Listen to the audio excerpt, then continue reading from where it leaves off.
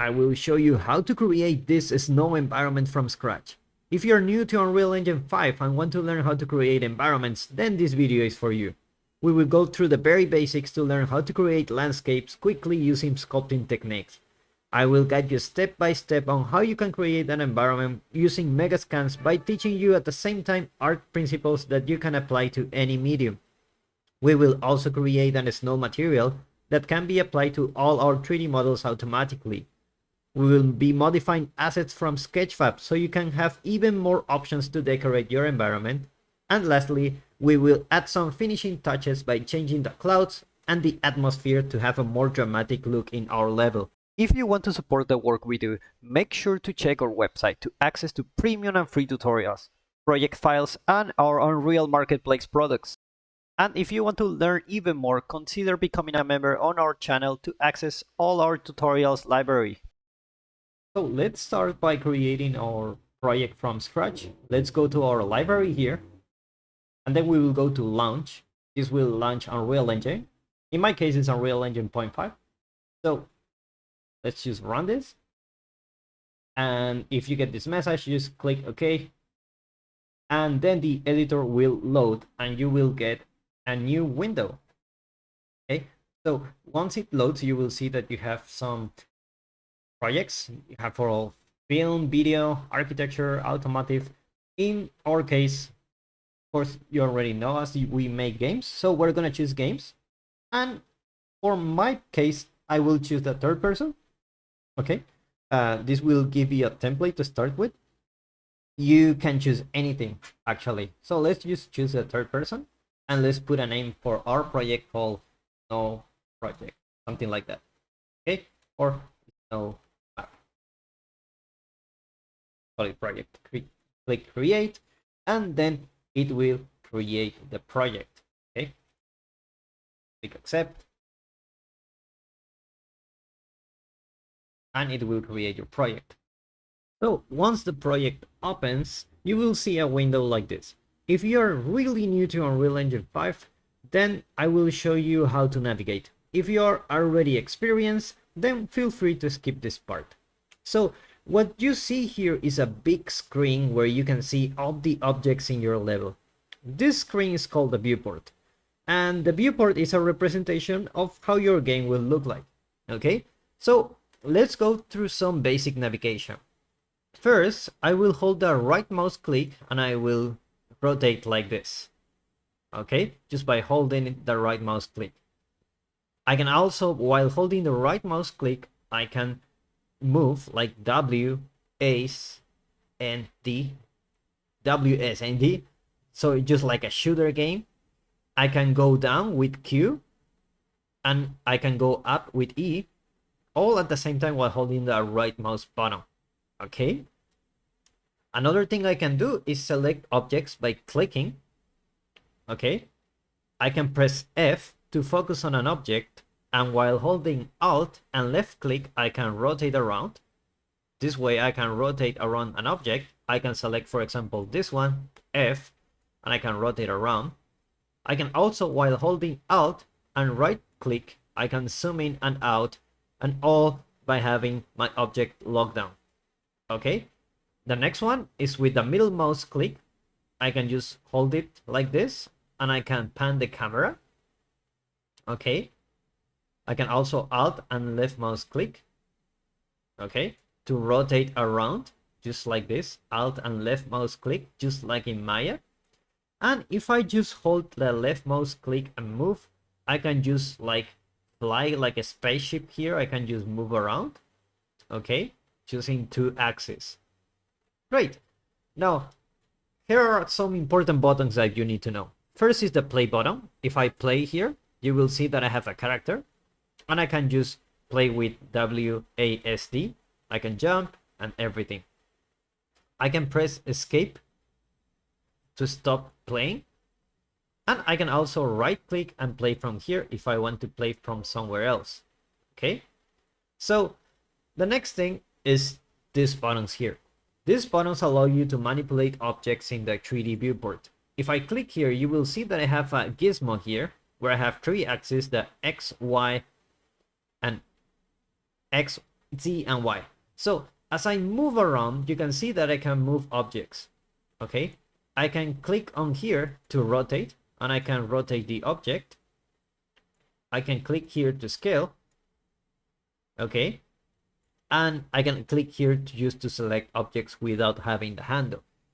If you don't want to click here all the time, you can use W, E, and R, which is very standard for the 3D industry. W to move, E to rotate, R to scale. Okay? The next thing is the warp coordinates. You can either scale in local or in world. So for example, I can move this around. I can rotate like this. But if I want to move into this direction, it's easier to put the local coordinates here. So while having this symbol, the world means I'm using the world coordinates. If I click here, you will see that I have the local. And now I can move in different direction. Okay. The next thing is the grid. The grid, when I put it, I will snap the objects in 10 units, which is also centimeters. I can just click here and drag, and I will snap it. To make it more obvious, I can just click here and then click, for example, 500. And you will see that when I move the object, it will snap in 500 units. You can go back to 10, or if you don't want to enable this, you can just click here, and when it's grayed out, you won't snap to anything. The same can be done for the rotation. I can rotate like this freely, or I can snap to 5 degrees, or any degree I want, for example 10. And the same for this one, I can scale in 0.25 increments, or I can scale in 1, or I can deactivate the two of those, and I can just scale freely. The next important window is my details panel. As you see, when I click on objects, you will see that I have different properties here. These properties can be changed here. As you can see, I can change the location property and the rotation also from here. But you will also have some things such as the static mesh to check the 3D model and the materials that are here. Okay, if you don't see this window, maybe you are here. So make sure to go to details by clicking here, or you can also press F4 to check the details of the object. The last thing I want to show you is the place mode. Here you will find the most basic actors that you can place in your level. For example, I can place some lights here, or I can place some basic geometry such as a sphere and so on. Okay, and the last thing is of course the viewport. You can change from perspective to top if you want. Okay, and with the right mouse click you will move the camera. You can go back to perspective, and here you can change to unlit mode, or to wireframe, or to any other kind of mode you want to preview. You can also have the shortcuts key here if you are already familiar. With that said, we are ready to create our new level. So we can just go to File, New Level, and just create an empty open world. Do not save this. There we go. So now that we have our new level, we need to start creating something. But before doing that, let's add some lights because everything is dark here. We cannot see anything. So what we will do is to go to the window and then go to Environment Light Mixer. And here you will see a window where I can create different types of lights. For example, I can create a skylight. And if you see the right, you will see that I have my skylight here. I have already created from here. I can create an atmosphere light. I can create a sky atmosphere. I can create clouds. I can create fog. All right, so now we have something. The next thing is that I want to make sure my skylight is capturing everything in real time. So I will click on the skylight. And you can see I cannot see the properties, and the reason is I have my world partition window here. You can move windows around to any place in your viewport, but if you want to see the details, make sure you are here. Or either way, click here or press F4. And now that you're here, you can scroll up and make sure you go to the light properties and check on real-time capture. And with this, we are already capturing everything on real time. Make sure your directional light also is unmovable, and your exponential height fog, let's turn on the volumetric fog for this. And now we have a nice start for our environment. The next thing we need to do is to create a landscape. So let's do that next. So let's create our landscape, but before doing that, let's save this. Let's by pressing Ctrl S, and let's go to our snow environment. Let's go to maps, and here we will call it like snow map, something like that. All right. So what we need to do is to create a small landscape, and we will do that by going here into the select mode and then go to landscape. You can see that I can go through different modes, and we will see a bunch of those in this video. But if you want to change the modes, for example, I just went into my landscape, I can either press Shift 1 or Shift 2 or Shift 3 or Shift 4 to go to different modes. So if you're not used to it, just click here and go to the landscape, and you will see that I have a green preview here where you can see how big our landscape will be. So in my case, I want to choose the defaults. I don't want to make a really big environment, but maybe I can put like 2x2 sections to make it a little bit bigger. So I have more sections for each component, okay? More vertex to work with. And just like that, I can just click here on enable edit layers, okay? And let's just click create. Okay, and just by doing that, now we have our landscape. Now, before starting, we need a character here. And because we already create our third person template at the beginning, if we right click and play from here, you will see that I have my third person character. If you don't see this, you can go to world settings, override game mode, and just go to BP third person game mode. And if you didn't add your character here, what you can do is to go to your content browser, go to add, and then go to feature content pack, and then you can choose any template you want. Okay, so let's save everything. And now what I want to do is to drag my mannequin here, because I'm not really sure how big this is. Okay, I can just move around and jump with space. Okay, it already comes with a really nice character, but I want the character to be here. So what I want to do is to go to my characters, go to mannequins, go to meshes, and you can see we have Manny and King. So let's choose Manny here. Let's just put Manny here, and it will load a little bit. Skeletal mesh to be ready. And once it's ready, you will see that I have my mesh here, and you can see it's here. Okay, let's move it around. Let's press F4 to check the properties, and let's put him on 0, 0. Press F if you cannot find him, and let's move it around here. And if you really want it to snap into the ground, press End, rotate, and there you go. Now we have a character here. This will help us to create our landscape. Okay, so let's do that next. So now that we have our character, let's go to our landscape. And you will see that I have a bunch of different modes here. Now that I have my landscape created, I have a different sculpting modes.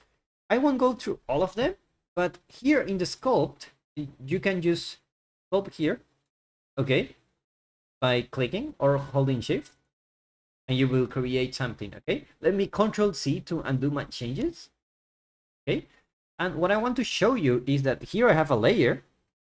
Let's rename this as my base layer, and let me right click here and create a new layer, and this will be my sculpt layer, okay? And just like that, I can just sculpt something really nice.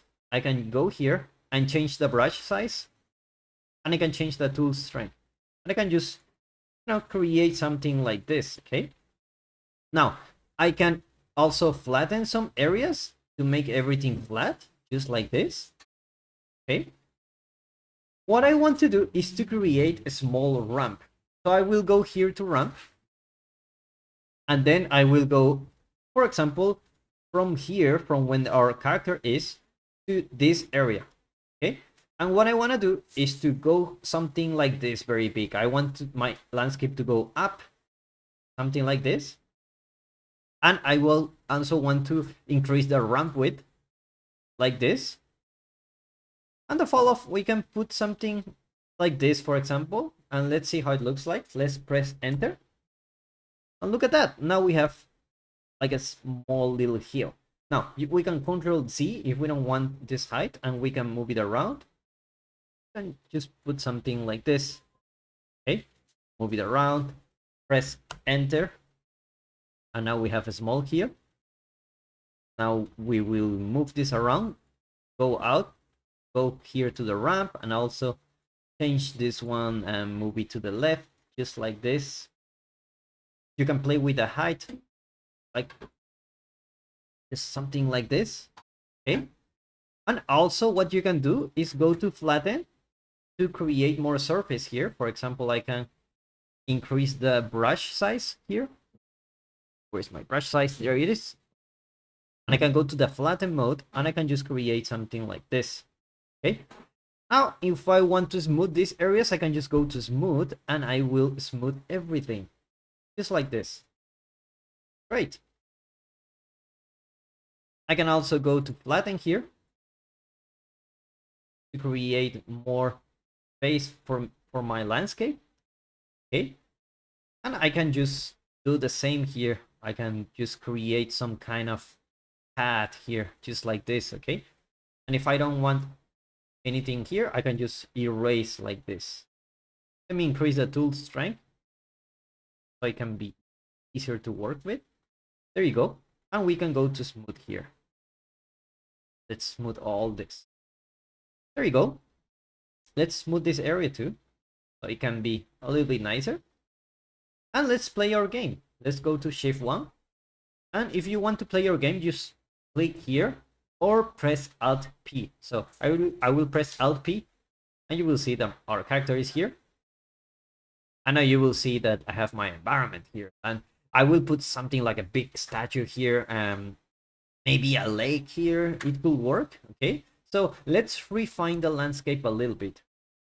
So in order to refine our landscape, let's go to our landscape tools and let's go to smooth here.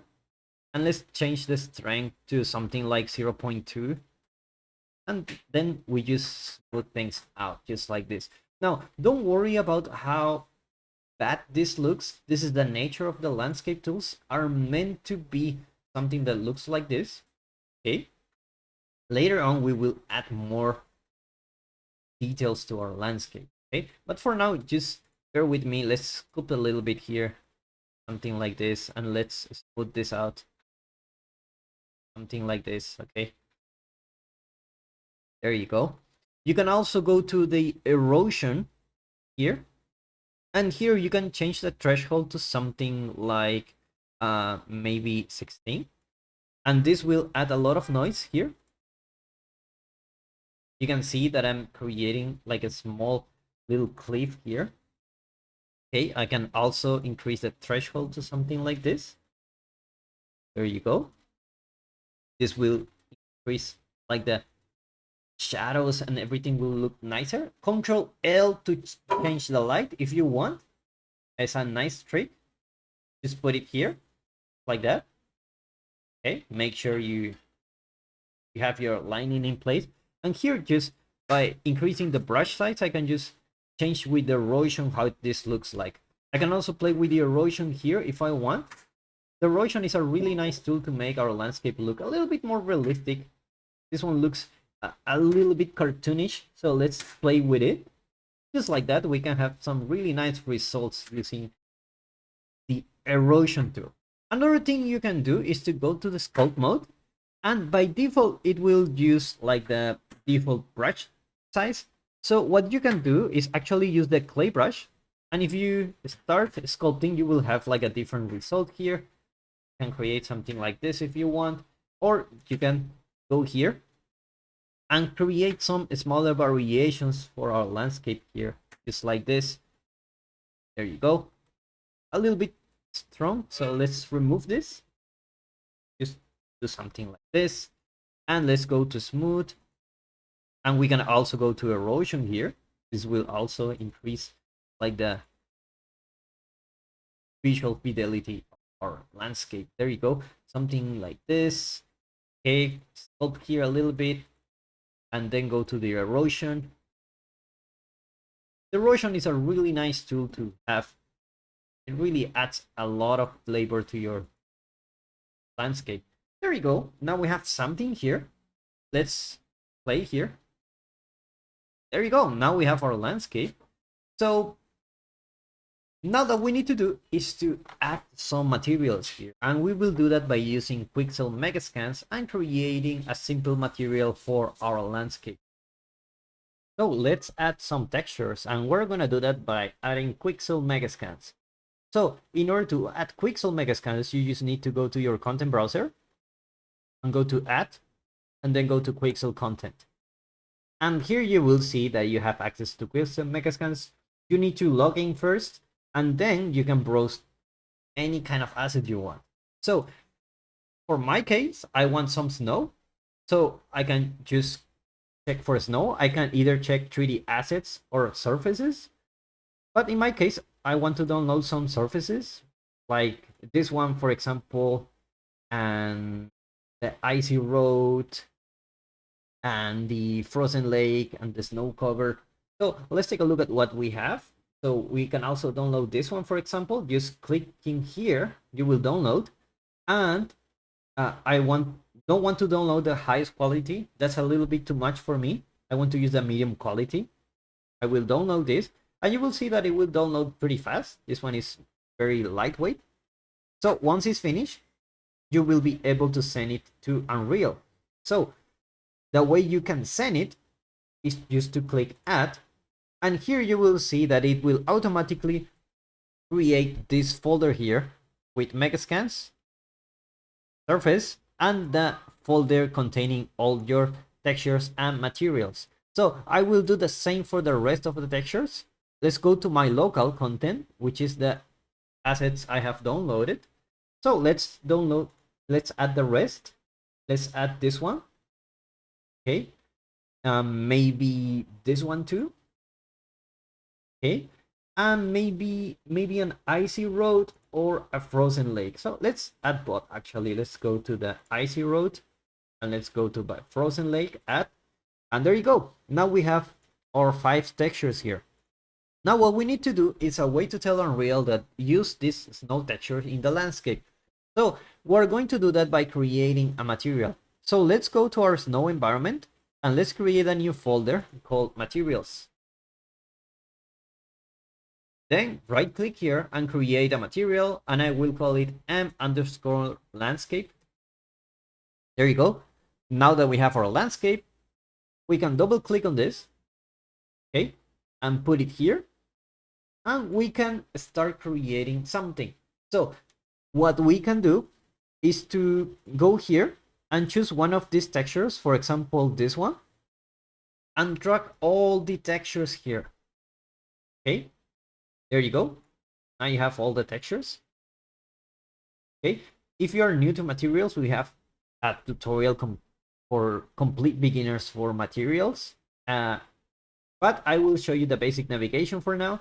With right click you can move, and left click you can just click on the nodes. Okay, if we want to create our landscape texture, we need to do something else with these textures, and that is we need to drag all of them, and in the sample source we need to put share wrap. And the reason is we're going to use a lot of textures, and there is a limit of how many textures we can have. With the wrap mode, we can have more textures in our material, to put it simple. So if we want to put our texture here, we can just go here and just plug these things in. So let's just put the base color here, put the normal map here, and here, if you don't know what this texture is, this one in the red, it has the ambient occlusion. The green one, we have the roughness, and the blue one has the height map. Okay, and just to make sure that this one is the ambient occlusion, yes it is, because you see like a lot of shadows, and this one is a little bit softer. This one will be the roughness. Okay, so what we need to do is to plug this into ambient occlusion, plug this into the roughness, And there you go. Click apply. And what you can do is to apply this to your landscape. Now you see that I have different actors here. When I click on this, I have different components, and each one of those can have a different material. I can put like my landscape material here, for example, and I will have my landscape here. This can be done if you want to have like different regions. If your landscape is too big, you can have like a forest landscape and a snow landscape and a desert landscape and so on. So in my case, I will just click here, scroll up, and shift click here to select all of those, and then just put my material here. Okay. There you go.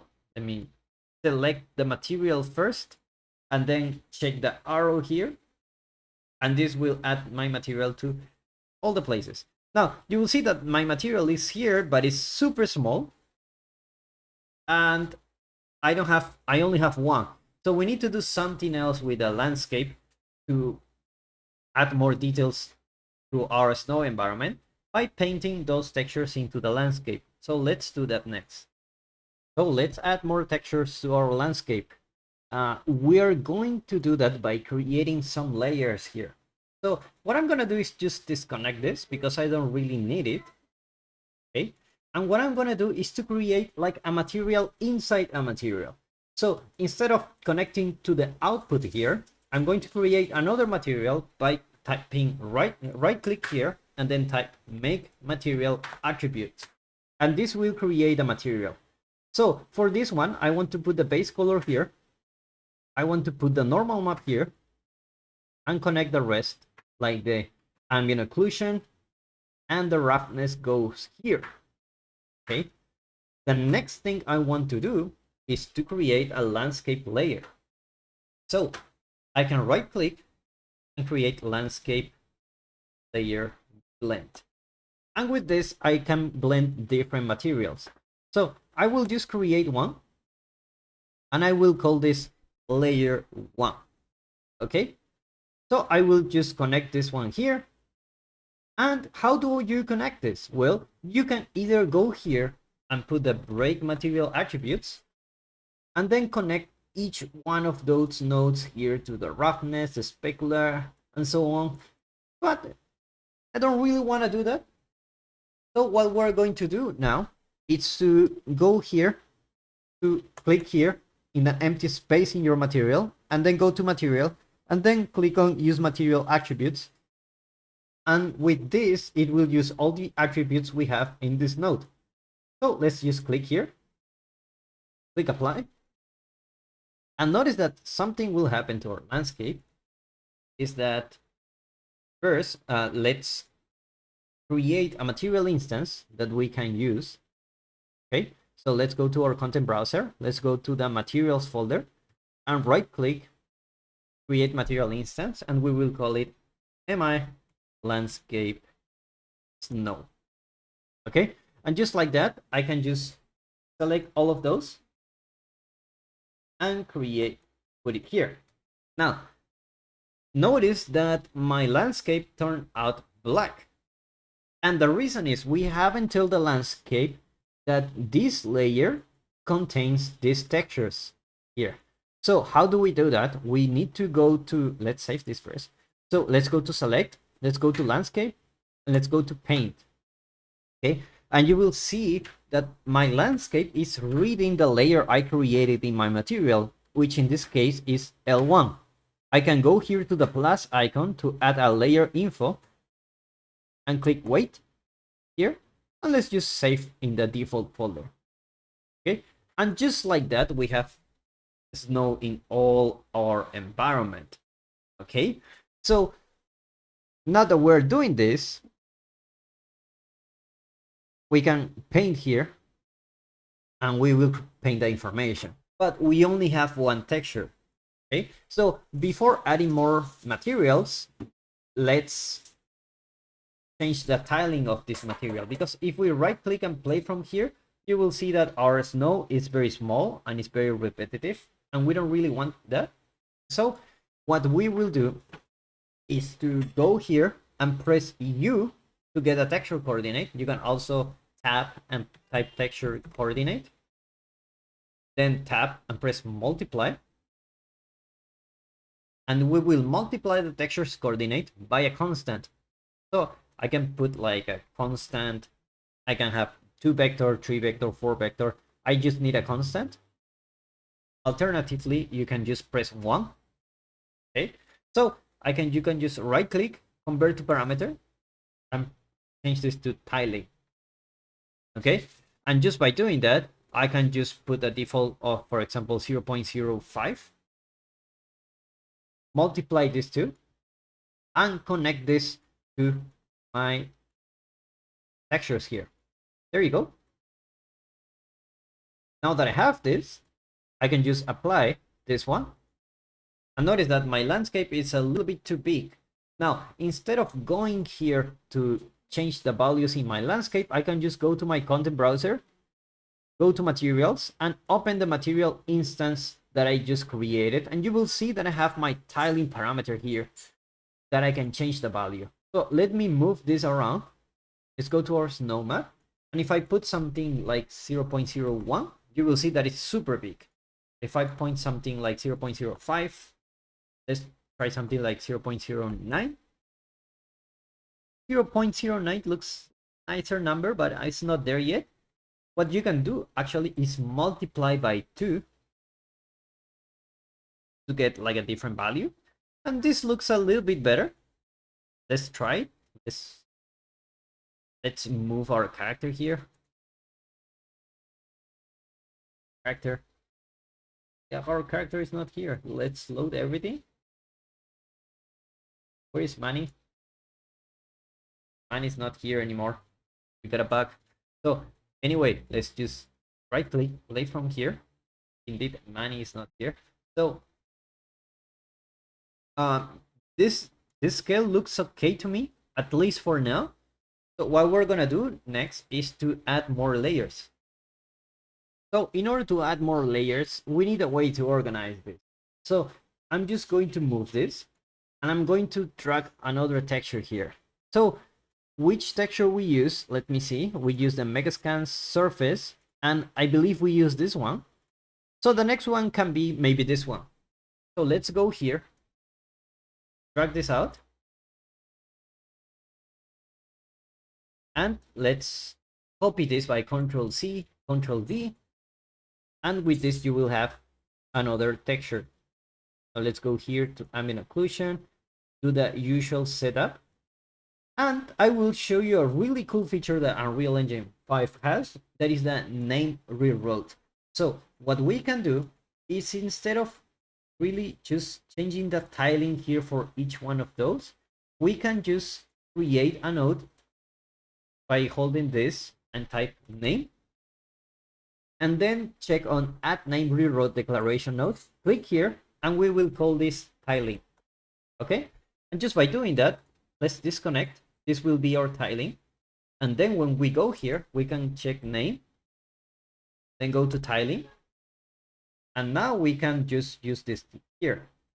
This will make our graph much more organized because we don't really need to grab from here. We can just go to name, choose the tiling one, and just go here and connect these ones. The next thing I'm gonna do is to check another one. For example, this one. Let's drag this here. And make sure all your textures are in shared wrap. Otherwise, we will have problems. Let's grab the color here, the normal map, and the mask. Ctrl C, Ctrl V. Okay. And we will connect this like this. Go to ambient occlusion here. Go to roughness. And here we will Ctrl C, Ctrl V to connect this. There you go. This is our third layer. Let's see if we can add another one. Maybe an icy road. Let's see. So let's drop this. Okay, let's go here. As you can see, it's a very repetitive process. Do not worry. You will see the magic of this later on. You can just drag this in. connect to ambient occlusion, connect to roughness, copy and paste this one. Once you do this a bunch of times, you will be an expert of creating these basics materials. So not worried. Let's grab the last one. Is my frozen lake. Go to landscape, and we will just go here. Okay, and just place this here. Then go to this one and connect this one here and this one here. This one to the ambient occlusion, this one to the roughness, and the tiling will be here. There you go. Perfect. So now let's create a name for each one of those textures. So let's create a name. This will be L1, name, L2, name, L3, name, L3.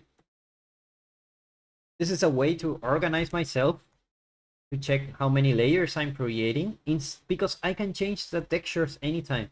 And let's say I'm using a snow texture, but if I change this and it's the grass texture, then I will paint like grass, and it won't make any sense.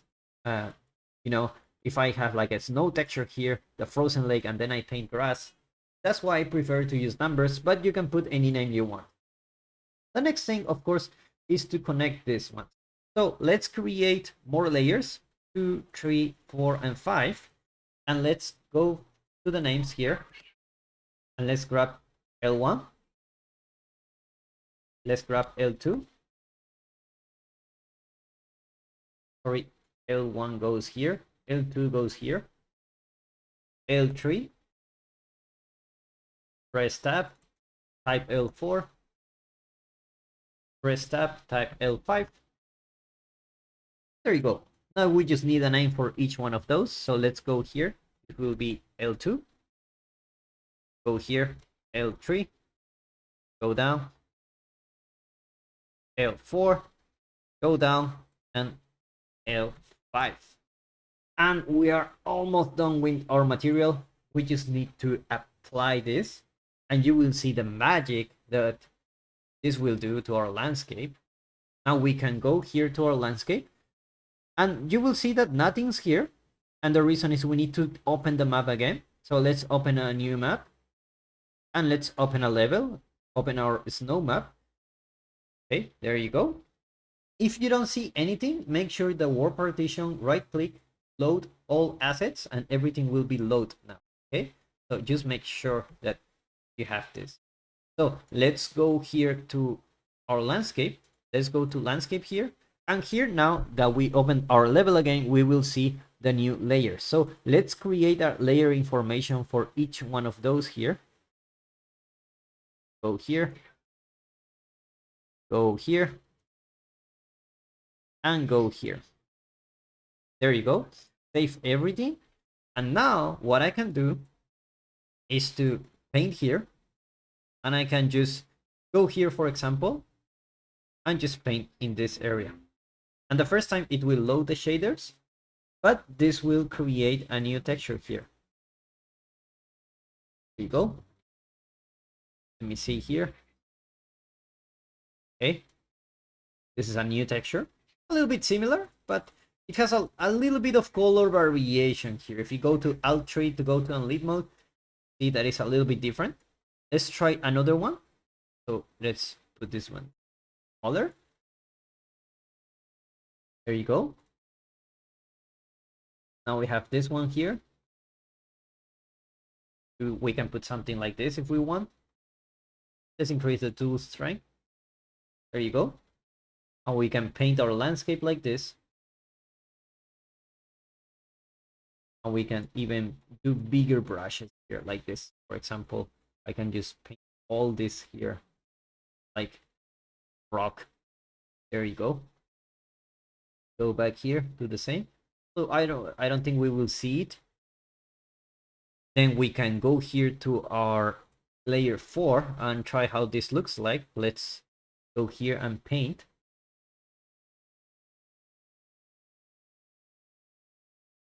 Look at this. A little bit different.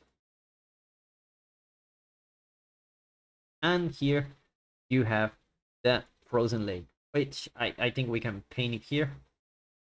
Increase the brush size.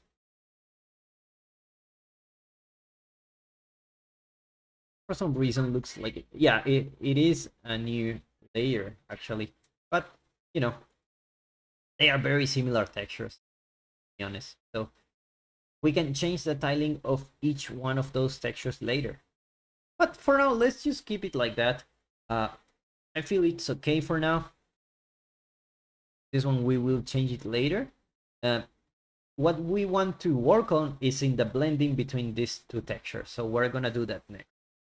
So I cut her a little back, and because we're using different layers, we couldn't see our texture. So what I need to go is to go clear, and you see that I don't have any painting data. Here I do have clear paint. I can increase all the painting here. I can increase the painting here. There you go. And now I can right click here and then fill layer. Make sure you don't paint in your sculpt layer. So now when I paint here, you should be able to see the real texture. Because here, now when I paint, I have these two layers, but here I don't have any painting data. And this can be a little bit of a problem. Make sure you always paint on the base layer. So let me paint again here. Okay, let's paint the roads here, something like this. Let's paint the second type of snow we have, something like this. And let's paint the other one like this, like that. Okay, and also can paint the frozen lake. We can increase the size and paint all this as, you know, my frozen lake here. There you go. And this one can be snow we want. Okay, paint our frozen lake here too. There you go. And this one, I'm not really sure if I'm gonna use it. Really, like, first is styling a lot, and I don't want that. But we can paint here something like this. And now you see that my blending mode, it's a little bit funny. It's like an opacity that is going from completely opaque and transitioning very softly into my textures. That's not really something that I want. So what I'm going to do is to change this by going into my material, and you will see here that if I go to my layer blend, I can have here, go to my layer 2, I will have a height blend. Okay, in my height blend, I will have this texture here. So what I will do is to put this and put the name, and I will put L2 height. Okay, and I will do the same for this. L3 height, name, L3 height. Okay, and then go here, L3, L4, go to name, L4 height. Okay, and then go here, name, and type L5 height. Okay, so now that we have our height, we can connect all the height here. So let's go here to L2 height, and we put it here. Let's go to L3 height, and now we will use, make sure you go to layer blend, and then here you go to height, and do the same for the rest ones. Layer 4, layer 5, layer 1 doesn't need a height because it's just the base. So let's go to layer 3, L4 height, go here, go to L5 height. There you go. I promise we won't touch the landscape in a while. If you find this a little bit complicated, just bear with me. It's not gonna get more complicated than this. Just a tiny bit, okay? Now, the blending mode is a little bit better, but it can get better. Now, this is very soft, and we don't want that. So, what we're gonna do is to go here and change this by using a cheap contrast. So, let's go to the cheap contrast, and let's just connect this one here. Now, if you right click and start preview the node, you will see what is going on here. If I press 1, go here and convert this to height contrast. Okay. And I will name this to L2 height contrast. Okay. So just like that, I can put something like 4, for example, or 8. And you will see that it's getting really contrasty. Okay. So that's what I want. And I will put the result here. Okay. Let me copy and put this one here too. And this one will be my L3 height contrast. Connect this one here. Copy, move this around and paste this. Connect this one here, and this will be my L4 height contrast. Okay, and the next one will be the last one, the L5. Go here.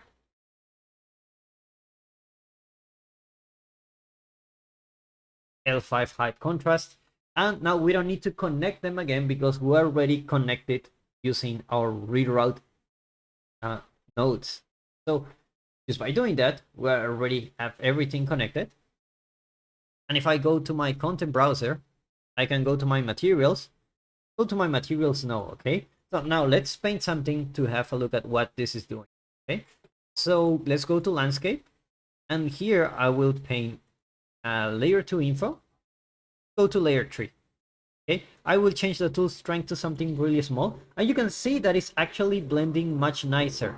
And if I paint this one here, you will see that it's using the height information to paint like different layers here.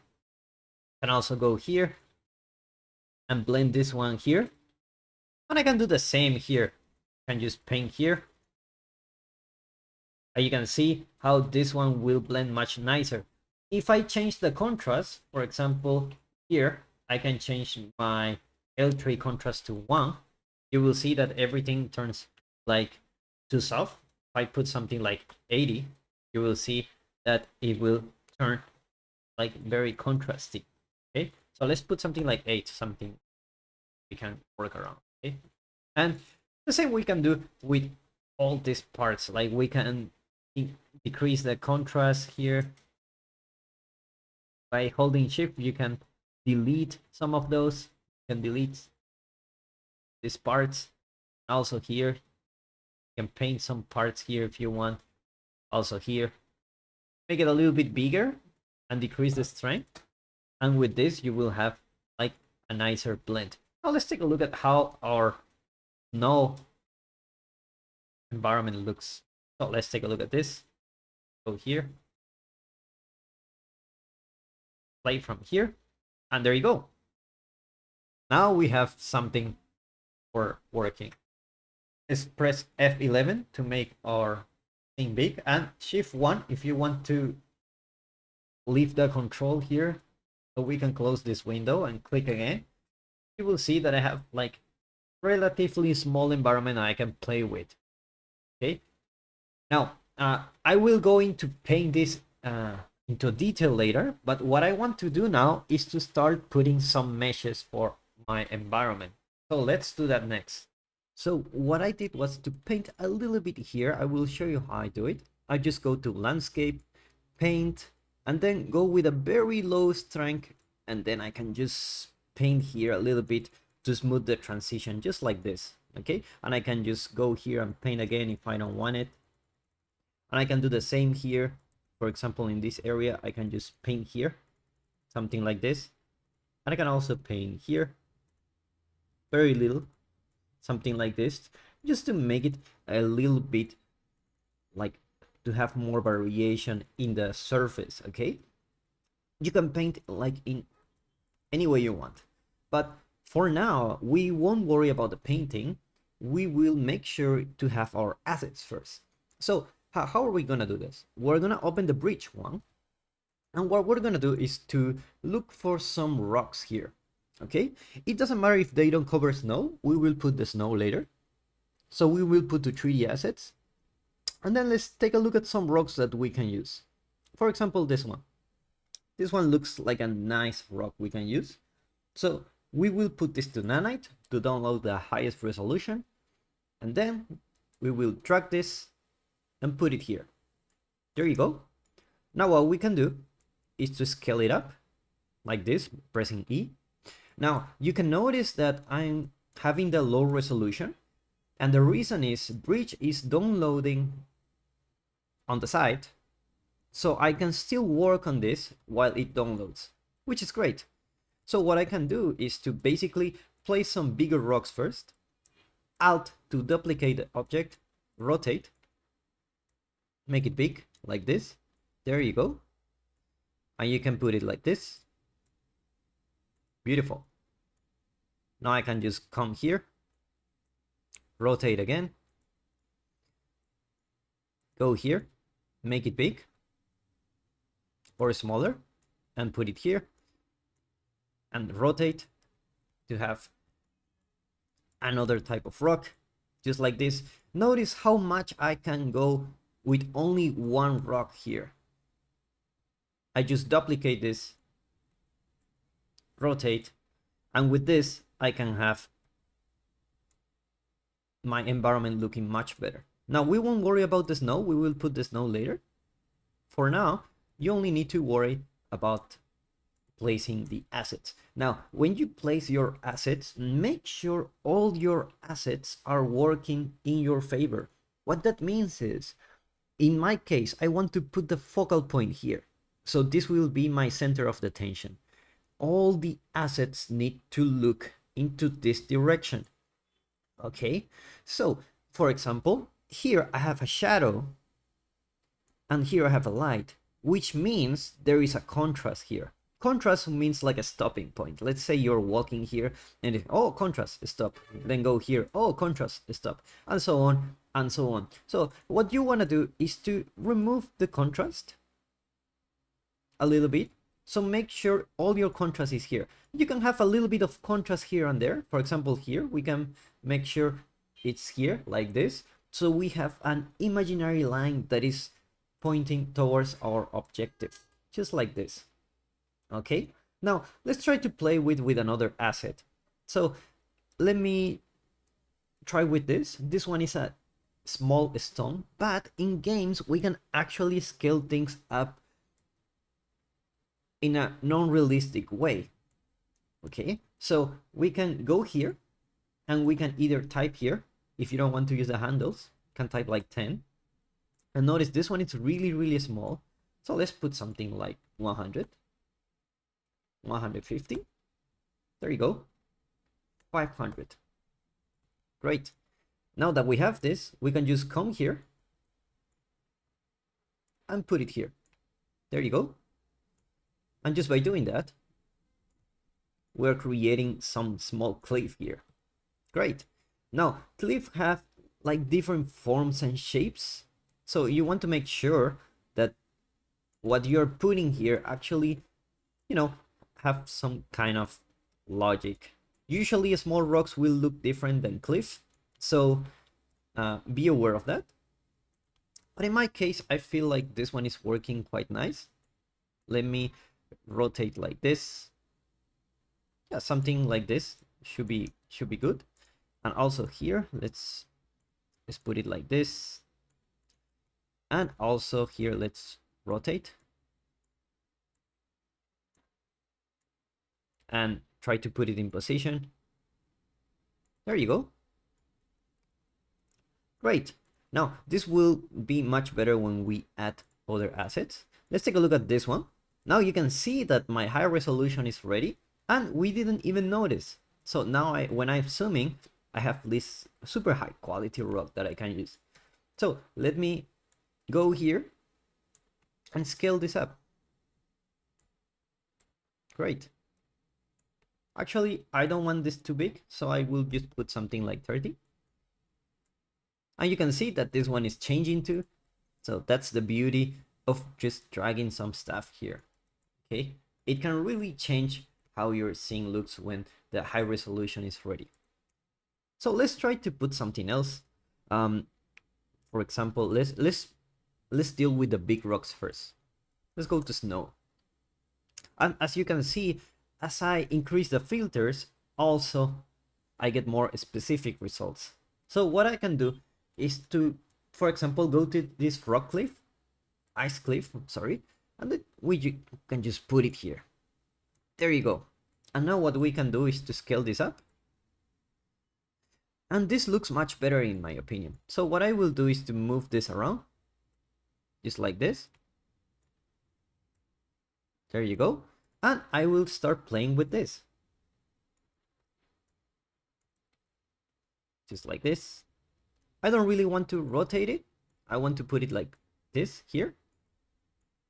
And also here. Great. Now that I have this, I can just scale this up a little bit. And I can just put it here, just like this. Okay, move it around. There you go, much better. Great. I like how the light is working for us here. So what I'm gonna do is to just leave it like this, because I'm really not gonna see it that much. Can put it here. And if you want to add more variation, you can add one of these assets, for example this one, because we are duplicating the same asset. So what we will do is to go here, scale this up, put it in position, rotate again, and put it here. Let's go here. There you go. And also what you can do is go to your landscape and then go to your sculpt mode. And here in my sculpt layer, I can just smooth things out. Okay. Or I can just sculpt things like this. Just so I can see my cliff better. Okay. By holding shift, I can remove some of the landscape information I had, and this will help me to blend my scene much better. Okay, I can either smooth things out or I can remove some parts. In my case, I want to remove this part, so I will hold shift. I really want to show all the cliff here, so what I will do is go to the flatten tool, and here I will just click here. Let's go here, flatten this out. There you go. Now, if it becomes a little bit slow like my machine, it's because it's changing the meshes and it's going to be a little bit heavy for some. In my case, in this rock, this one is quite heavy. This is why it's getting slower. But in any case, it will be faster later. Now, as you increase the number of meshes you drag, it will also become slower and slower, as it needs to change all the meshes. So what my advice is to just select one mesh and do what you do your best only with one mesh. And then if you feel like you need more meshes, you can just, you know, change them later. Okay. So let's keep adding more meshes. Let's try to add this one. Okay, this one looks like a nice one. This too. So let's just grab this one and put it here. And what we will do is to scale this up as usual and put it in position. There you go. Now, if you find that this one doesn't match with your landscape, remember, you can always go to your landscape tool and then go here to the flatten one. And here you can just play with this like this. Just like that. There you go. Later on, you can smooth the transition by just sculpting here a little bit. For example, here, you can just sculpt this area just like this. And also here, for example. If you encounter this kind of issue, make sure to paint here and go to the base one and paint the snow here. Let me increase the brush size and the strength, and let me paint the snow here. I don't really want to see something that doesn't blend really nicely. So there you go. Now this blends much better. The problem is this one is not really matching the landscape. So what you can do is to actually go here to the local mode and rotate this a little bit, just like this. Okay? And you can also go like this. Rotate. There you go. And this feels much better. If you encounter this kind of issue, remember you can always go to landscape, and here you can go to sculpt, go to the sculpt layer, decrease the brush size, and just sculpt here. Let me remove the clay brush, and here you can just, either you can put a ramp here also, and decrease the ramp width. Press enter. Oh, something happened there. Let's go here.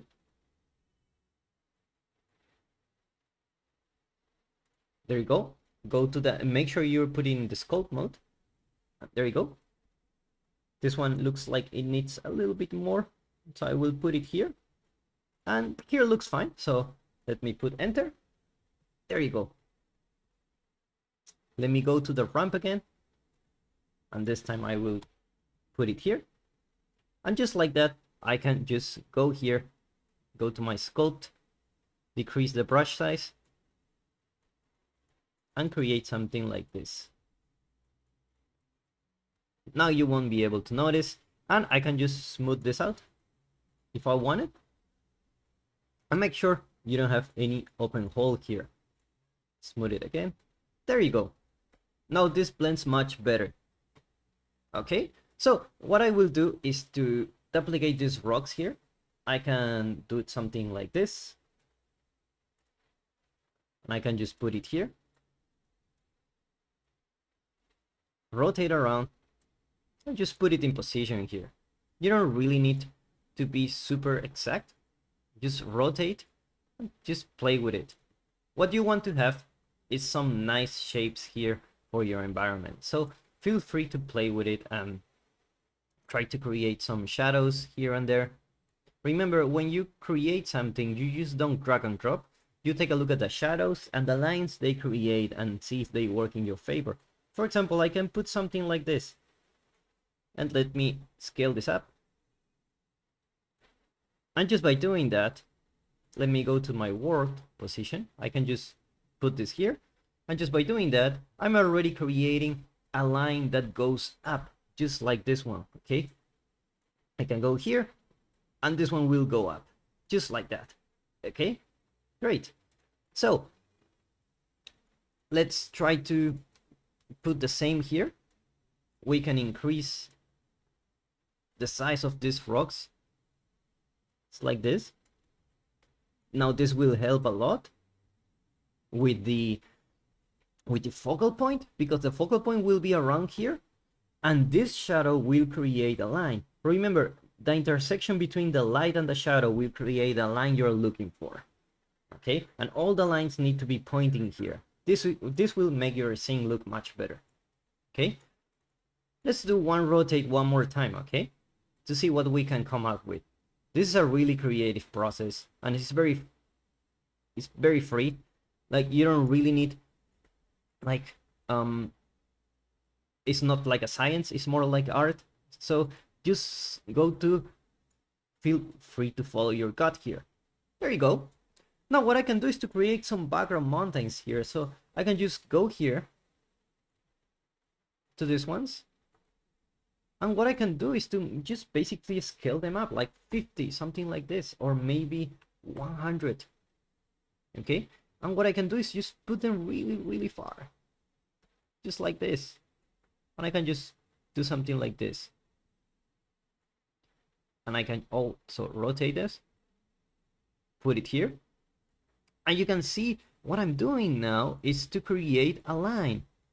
This line will help me to follow my focal point. Again, it's all about the lines. So follow this line, and then you go here, and then you follow this path, and suddenly you wake up here. So what I can do is to let me go to Megascans. Let's grab this one. And this one we will put it here. Okay?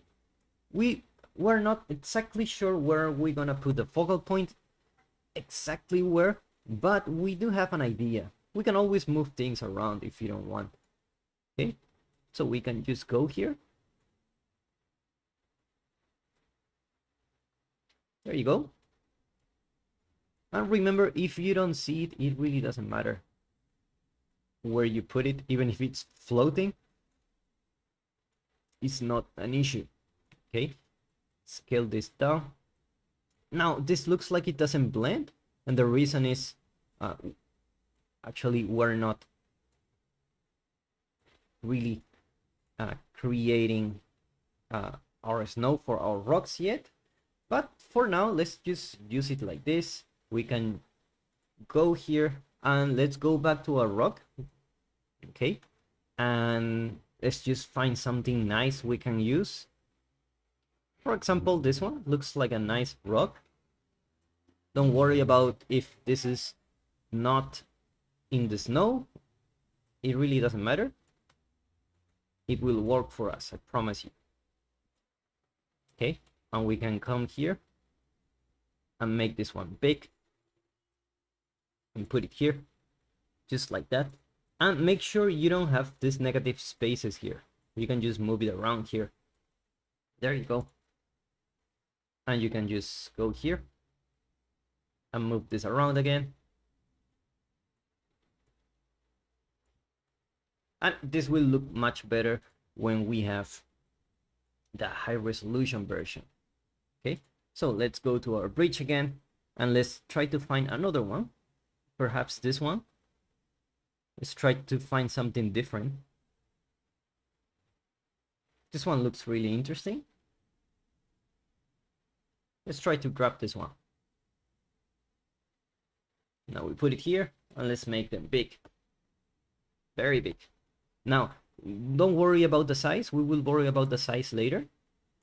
Let's try to create some big rocks first, and then we will worry about the smaller ones. So for this one, we can create something like this to have like a line that flows into this direction.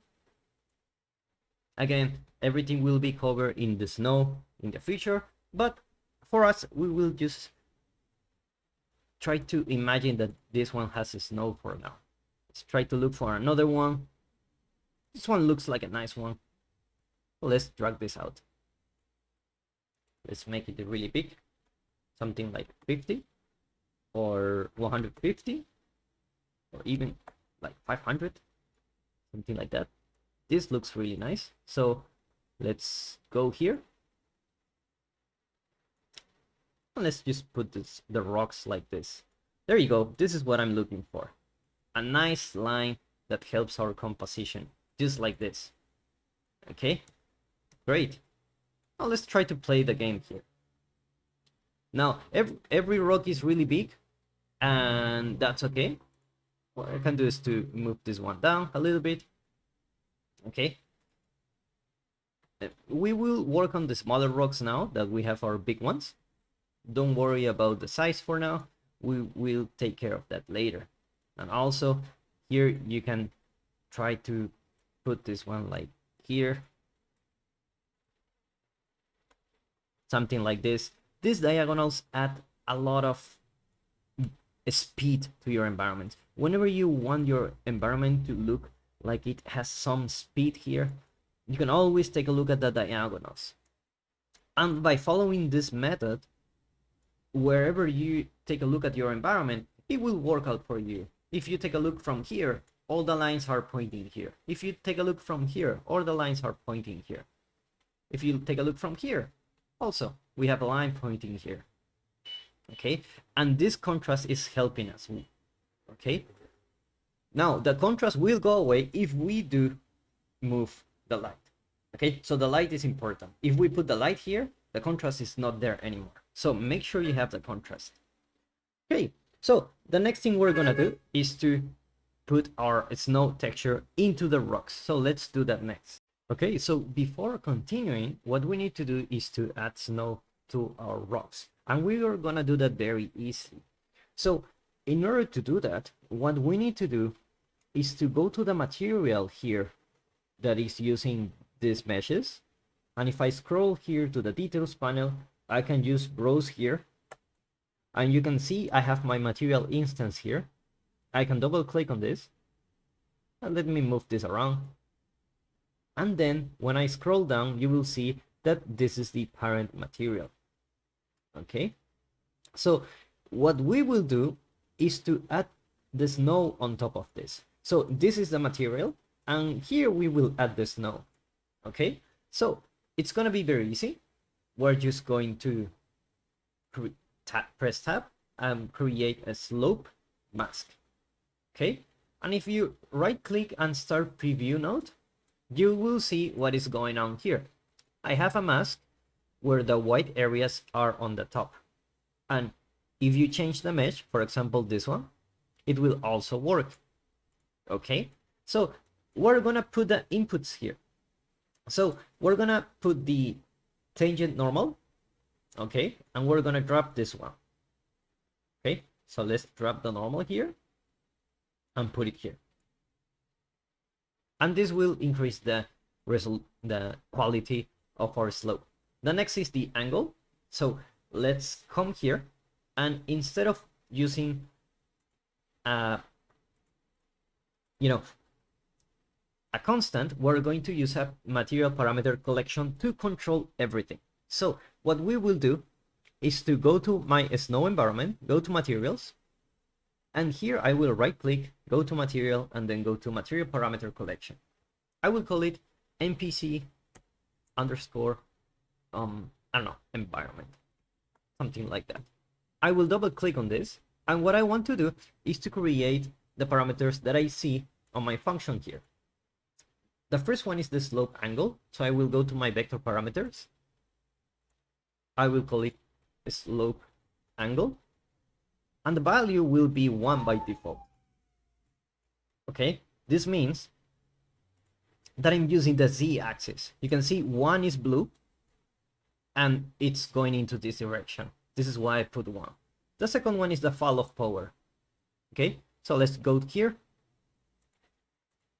and we will put slope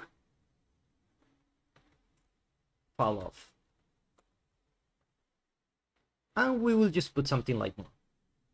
Then we'll put another scalar parameter, and here we will put the chip contrast.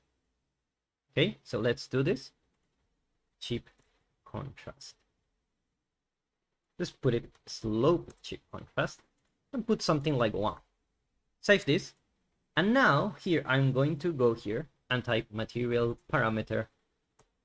Let's go material parameter collection. And now I'm going to choose anyone here. For the slope angle, I'm going to choose this one. I'm going to Control C, Control V. Then going to the fall off and put it here. And then Control C, Control V. And then go to the chip contrast, put it here. And with that, we already have our mask. But we need to add the snow on top of it. So what we're gonna do is to go here to the snow texture and drop everything here, and we will put it here. Okay, now this one we're going to put it something like this. Press U to create a texture coordinates, press M to multiply, and press 1. And also here we can change the tiling. For us, I will put the tiling here, snow tiling, and put a value of, let's say, 3 for starters. And we will put this one here, and then we will connect this one. There you go. Now what we need to do is to make material attributes to create our snow, just like we did with the landscape. We just go here, connect the normal map here, the ambient occlusion, and the roughness. There you go. Now what we need to do is to blend these two materials. So I'm gonna do this by creating a material blend standard. There you go. So the base material will be the material that we have here, and the top material will be this one. and the alpha will be this mask. There you go. If you want to organize things a little bit, we can comment here. Press C to comment, and let's put this snow.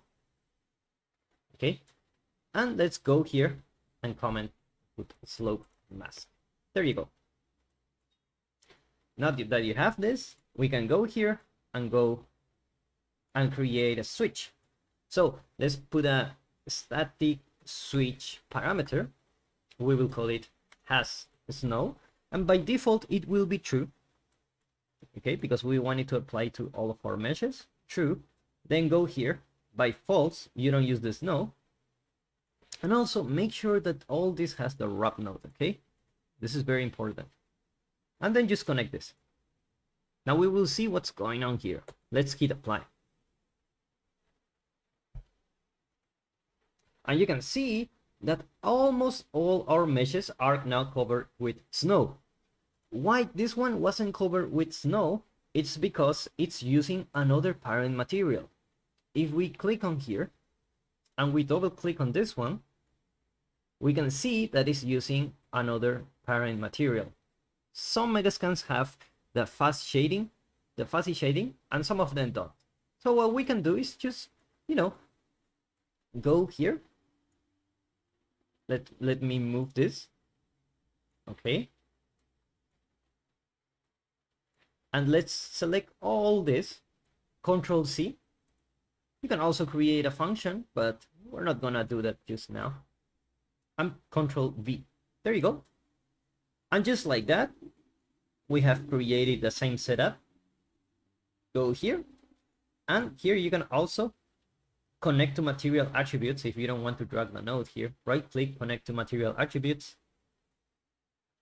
Click OK. And take a look at what's going on. Everything has snow now. And the good thing about this is that I can go here, and if I rotate the mesh just like this, I will have always the snow on top. Now, there is one thing we need to make sure is that we're going here to our materials, NPC environment. Okay, and here we can change the follow, for example 0, 1, 2, depends how much follow you want. You can also change the default value, like cheap contrast, more contrasty, or no, not contrast at all. So it depends on what you want. And you can also change the slope angle. We can go here and put this in the X direction or the Y direction. Let's just put the old one. All right, so our meshes are a little black, so let's fix this. So now that we have our snow working, let's see what we can do to continue polishing our scene. So before I continue, I forgot a very important part, and that is I forgot to connect this one. I forgot my normal map here. That's one thing, because I Control C and Control V. I forgot to connect this two, and there you go. Now our environment should look nice. There you go. Perfect. Now everything has the snow. So before continuing, I want to show you a really cool feature. If you don't find what you want in Megascans, you can always modify the meshes here. What I can do is to go here, duplicate this mesh, okay? And what I will do, let me put this into 0, 0, 0, okay? And I will go here to modeling, and in the modeling tab, you have a lot of options to modify the meshes. In my case, I want to use the mesh duplicate. This will duplicate the mesh. So let's just accept this, and now I will rotate this one just like this. Now if I want to change the pivot point and I want this to be the original position and rotation, I can just go to transform, bake, rotation and scale, click accept, and also I can go here to the pivot point and I can put it in the bottom. There you go. I can put it a little bit up if I want. Great. Now what I can do is also modify this by using the lattice. So by doing this, I can change the axis to 3 by 3 by 3. And I can come here and I can scale these ones. Something like this. I can also scale these ones. Something like this. And also this one I can scale like this. Now, this one doesn't look really well, and the reason is we're using the linear one. So let's use the cubic one. Okay? This will make everything look much more smooth. Okay? There you go. Something like this. Great. Now what I want to do is to bend this. So I will go here. Let's click accept first. And what I will do is to maybe go to the wrap mode. And I can just, you know, wrap the mesh. And I can also rotate the mesh to wrap in different directions. Okay, for example, I want to wrap in the, I can rotate here. So I can wrap in this direction. And there you go. Okay, so now that I have this, I can change the bend degrees. Something like this. I can just put it like something. I can just put it like 90. I can also change the handles. Okay. There you go. The upper bound, I can also change it. And let's see, this is my new mesh. So what I can do now is to duplicate this mesh like this. Okay. And I can do this by basically changing the pivot point. I can go here to the pivot point here. And I can go here. And there you go. Click accept. And now I can just rotate this around. And just by doing that, I can, you know, rotate this.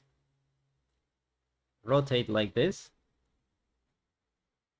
I can also scale it into different axes by unlock this and then multiply by -1. And I can do something like this. I can also change the scale if I want. Something like this. I can keep rotating this. And I can go here to do something like this. And also here. There you go. Let's put this one here and also rotate it a little bit too. Scale it up. Scale it like this if we want. Also this one, we can scale it. And we can keep doing this. And we can create some smaller variations like this. And also here, some smaller variations here. And here also some smaller variations here. There you go. Now we have something really unique. Let's try to rotate this a little bit so it's, you know, a little bit, that looks a little bit better. Okay, there you go. Now let's save this and let's create an instance blueprint. So if we come here and select all of those, we can just right click, go to level, and then create path level actor. This will pack all the actors into one blueprint, and I can instantiate this actor into different parts of my level. I can just put the center minimum T axis to put my pivot point and click OK. Here I will create a new folder called mass.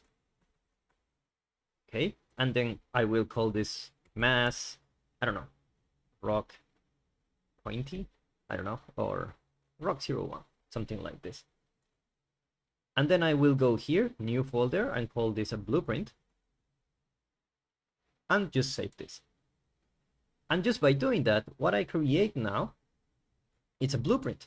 So let me put this into position here. I want to put it here, just like this. There you go. This will basically create something that, you know, it's out of the box. I can just go here. And one thing to note is that if this is really unique, you know, so we can really tell that this is the focal point. But if we want to connect the rest of the areas from our environment to this part, what we need to do is to create smaller instances of this. So let's do this like, let's make this smaller, something like this. There you go. And this is the fantasy element, right? So can create something like this. And if it looks a little bit unnatural, let's go here. Let's go to this one, and let's go to level, edit, and what we can do is to go here and make this one smaller, and this one also like this, for example, and also like this, and this one we can basically change the height, and also we can rotate them a little bit, just like this. There you go. We can rotate like this, and let's just leave it like that. Now notice that everything turned out great, and the reason is I'm modifying the master, but as soon as I change this one will change too. So let's go here, let's go to level and click commit. Now this one will also change, and now this looks a little bit more natural. So what I can do actually is change the scale from this to something like this, something really small, and I can just put it here if I want it, something like this. And also I can do the same here, where I can just move this around, rotate, and just put it in position here. That's great. I can rotate this around if I want, and notice that I'm still following the principle of the lines. All the meshes that I'm putting in my level are following some kind of direction here, and all this is pointing towards this area that the lines are pointing up, which means I'm creating this interesting shape here, which is catching the eye's attention, and all the meshes are working in favor for my composition here. While I rotate this around, you can see that everything is starting to look nicely. And this is a really nice way to create unique meshes from Megascans to have a little bit of a personal touch in your environment. So when you create an environment, you want to have big shapes, medium shapes, and small shapes. And when you start, most of the big shapes are already there because they will help you to lay down the foundation of your map. However, we need some smaller assets. So let's start with doing that. The first thing I want to do is to put a bigger shape here. So let me go here to the world coordinates and duplicate this object by pressing Alt. And then I can just go here and change the scale, for example, something like 1.5 or 5. Yeah, 5 looks like a nice number. Then let's go here and put it really, really far. Something like that. Okay, then let's just increase the size, something like 7 or even 10. And then let's just go here and we can rotate this around or put something like this. Doing that will help our background to stand out more, to have the illusion that there is something else. Okay, and it also helps our composition because we have similar elements here, here, here, and here. By using similar elements, our composition will have a nice design. So how do we add the smaller elements? That's very easy. We want two types of meshes, types for transition and the ones to sell the scale. Okay, the ones for transition are the ones we can use here, for example. So let's take a look at which kind of meshes we can use. Here in my Megascans assets, I can see that when I type snow, I can maybe grab this one. Let's put the nanite version and let's just grab this. Okay, so just by doing that, I'm already creating a mesh like this. And let me make it bigger, something like this. There you go. Now this type of mesh helps to ease the transition a lot. Okay, so we can use that here, or also here we can also duplicate this mesh and just put it here, just like that. Okay, there you go. Now, if you don't need to worry about parts like this, if you're not gonna see them, otherwise just put some rocks there, here and there. There you go, something like this, for example. Now, this is not blending really well here, so let's just try to look for another one. So let's go here to my bridge, and let's just try this one. Okay, this one will be really nice to blend our environment. There you go. And if you want to check the size, just come here. There you go. And let's play here. So this size looks okay to me, but it's really small. So the thing is, basically, we're going to need to change the size a little bit. And also, when we want to put a lot of them, it's gonna be a little annoying. So the idea is to put these smaller meshes next to the big ones. So I'm gonna do that here, just so the big ones feel like they're in the right size. There you go. Okay, just like that. And also make sure, if you go to your instance, you don't want to put the snow on top. Let's put snow. You go here. Oh, there you go. This one is another material, so it's okay. So let's just rotate this and paint this around. And as you can see, it's going to take a while. So let's grab another mesh. Okay, for example, this snow pile. This one can also help us to ease the transitions. We can make this one big, put it here. There you go, something like that. There you go. Now you have a snow pile there. And you can also stack elements, like you can have the snow pile here. For example, something like this. And then you can put something here. And now this one will look like it has, a smaller assets. Now, this one is not blending quite well. So what I will do is just to put this here, rotate a little bit and put it like this. This one looks better. Okay, and we will hide the seams by putting the assets here, just like that. And we can duplicate this one and basically put it here. There you go, something like that. And we can do the same here. We can grab this one, put it here. There you go, and also here. And make sure this one, let's see which material is using. It's using the transmission, so this one is not using our slope material. Let's duplicate this asset again, put it here. There you go, something like that. And let's check the size. When we play, that's a lot actually. You think it's very small because we are looking from this angle. So let's decrease the size, something like this. And let's take a look. Okay, so that's a little better. Okay, let's try to put it like this. There you go.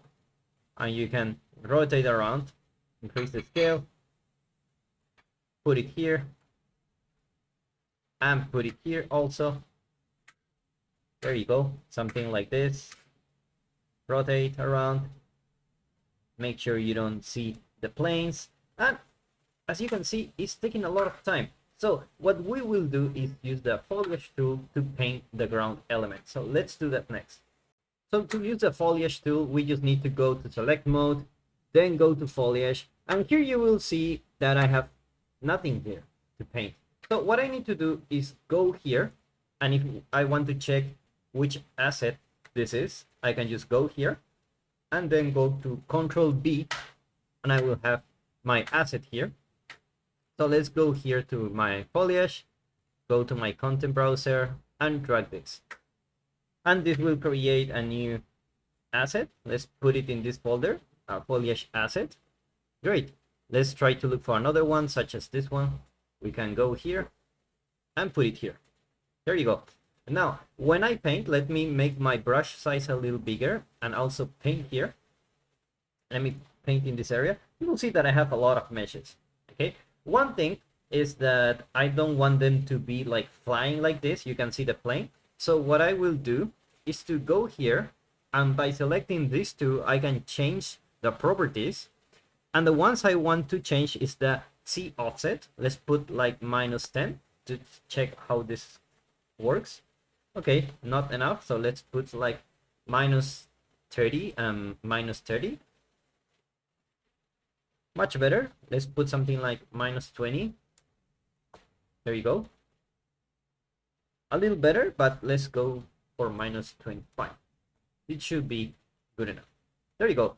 Now we need to change the scale and the size. So we're going to increase the brush size and decrease the intensity.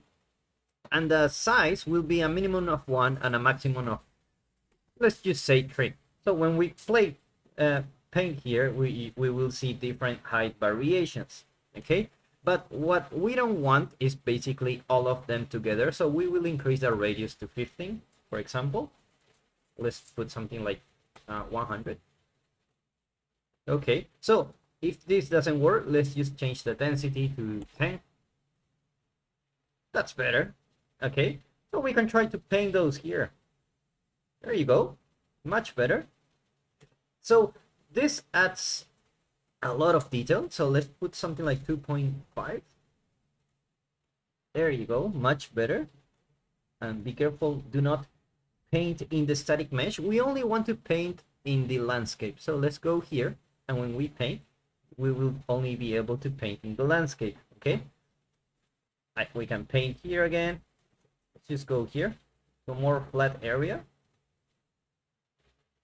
Here also here. There you go. Also here if you want.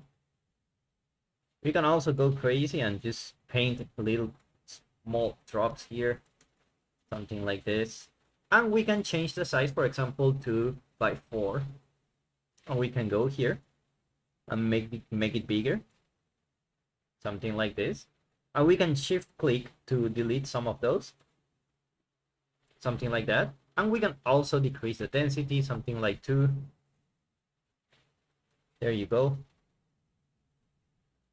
Great. This is helping me to sell the scale of the environment. So I will continue to paint these meshes around the ones that are really big, such as these ones. As I continue to paint those, you will see that my landscape has a better sense of scale. Now, if you encounter this kind of issues, you can just go to select here and select individually these assets. Okay, you can delete those if you want, or you can rotate and do a bunch of stuff. You can also go to lasso and click delete if you want. Okay, in my case, I'm going to paint this again, something like this. There you go, much better. And here looks okay, so let's just leave it like that. Let me paint again here. There you go, much better. Okay, so let's take a look at when we play our game, how this feels. Now this feels a little bit better, but I feel like we need a little bit of more rocks and more assets, because without these assets, everything will feel like very small. So let's say you want to hide those. When we play here, you will see that it feels much better when I play, since I can watch the assets. But here it feels very empty. As soon as I press Ctrl H to see all of them, everything starts to look better. Okay, so let's add another round of rocks before continuing to add all the type of meshes to this landscape. So what I can do is just go here and type rock, and let's just play with this. I can drag this one here, for example. I can just put it here, and notice that my mesh automatically comes with snow because it's using the same shader. I can change the scale of this one if I want. I can put it here, just like this. That's very nice. Let's go back here and put this one here also, and this mesh we can also put it here. Notice that how helpful these meshes are when they're using the right material, because we're using snow. even though it looks like a complete different mesh that is in another type of biome, it will look really nice here. Okay, we can duplicate those and rotate around to have something like this. And we can do the same here. There you go. And you can also rotate this if we want and put it here. Something like that. And we can do the same here to ease the transition between those meshes. We can put something like this. And if you want, we can go to our snow pile here, and we can just drag this, and we can ease the transition even better with those here. There you go, something like this.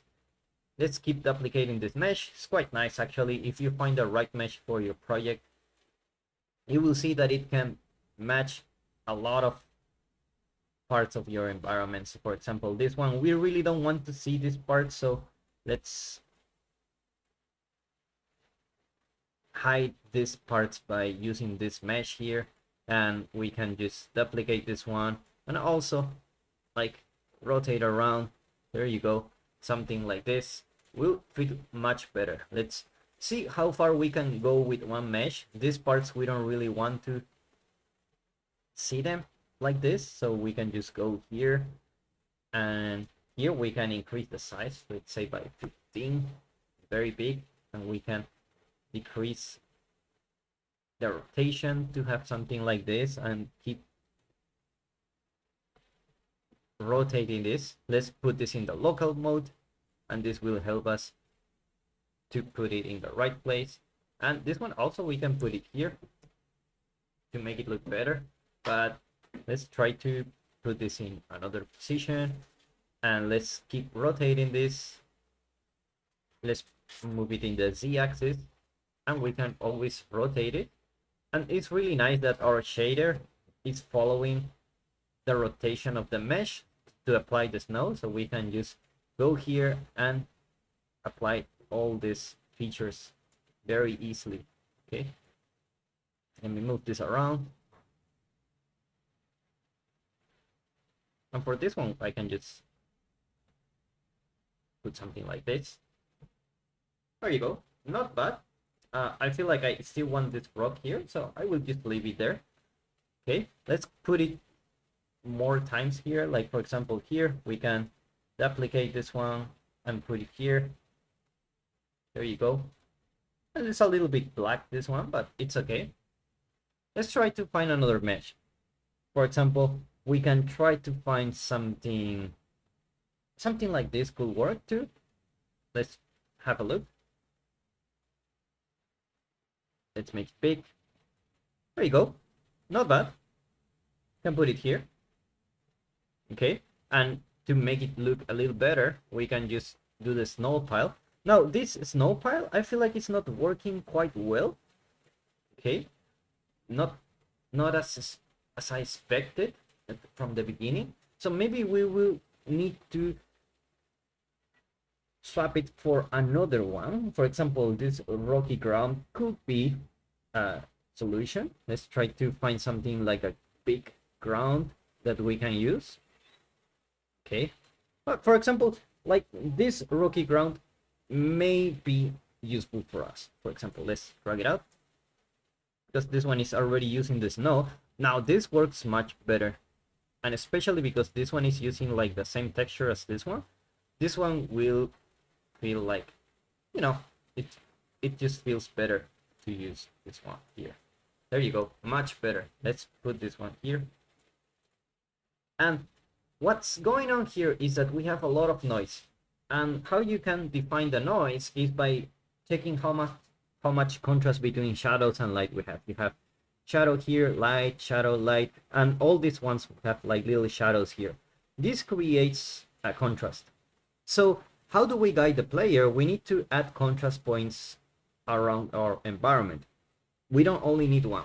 The contrast point is like a signal that says stop, look at here, and then when we find areas of rest, our eye can rest, and we need to find another area to find a contrast. For example, here we can put more contrast in this area, to say stop, look here, and then another one finally here to say like this is your final destination. Please go from here to here to here to know where is the environment. So we're going to use this mesh. It's quite useful actually to guide the player.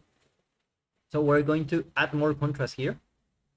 This kind of mesh can add a lot of noise, so be careful, but at the same time, don't be afraid to use it because it has a lot of details that you can use in your environment. So let's go here. There you go. Let's rotate this. Go to local mode. Rotate again. Put it like this. You go. And you can see as soon as I start doing that, everything starts to have like a decent scale. I don't only have a big rock, I have a rock and a smaller rock here. This one works quite nice. I can even use it here. Let's go back here, reset the rotation, and go back here. And I can even scale it if I want. And just put it here. Just by rotating around. And because this one is using our texture, it will blend with our landscape. Okay, so just by doing this, we're adding more detail. Let's have a look at which other kind of asset we can use. So as I keep browsing, what I'm looking for is something I can use, you know, in the ground, such as this one. This one looks really nice. So let's try to look for this one. So let's drag this. And what we can do is put it here. Okay. Go here and increase the size of this one. For example, something like 5. There you go. And we can put it here. And like this, we can ease the transitions between these meshes here. This one we may delete later. I'm not feeling very confident about this ones. So let's just play with this one here.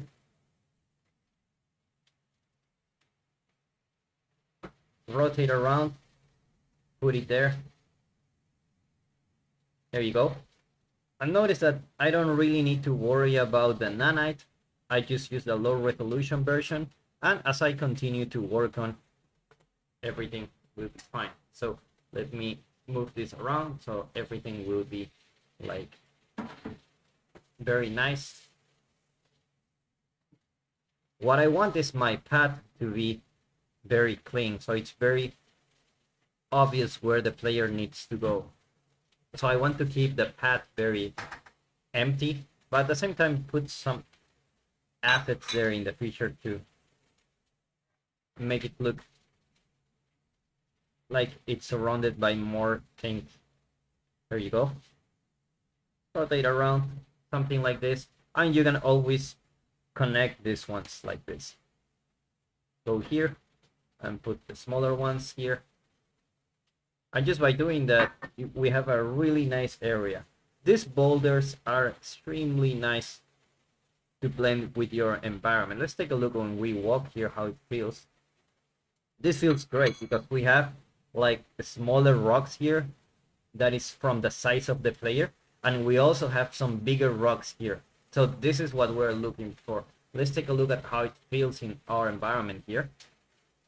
This area looks really nice actually. I really like how this one looks. It's amazing. And with all these smaller assets, a little bit, the rocks are a little bit bigger for my taste. We can just put this one here and make this one smaller here. There you go. And we can do the same here. And just when we walk, you will see that I have like big ones, but also smaller ones, which is amazing. This is what you're looking for, okay? So, let's continue to add more details to our environment. I will speed up the video since the process is quite boring, to be honest, and it takes a while. In any case, if you're creating an environment, it will take a lot of time to create, so you need to be very patient. What I'm doing here is basically putting some small meshes here so that the big meshes don't feel like they're floating around.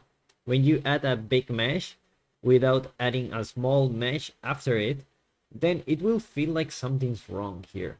So when you feel like your environment is wrong, make sure to put some smaller assets there. It's a rookie mistake to just put big assets, and then when you play your game, everything feels so gigantic.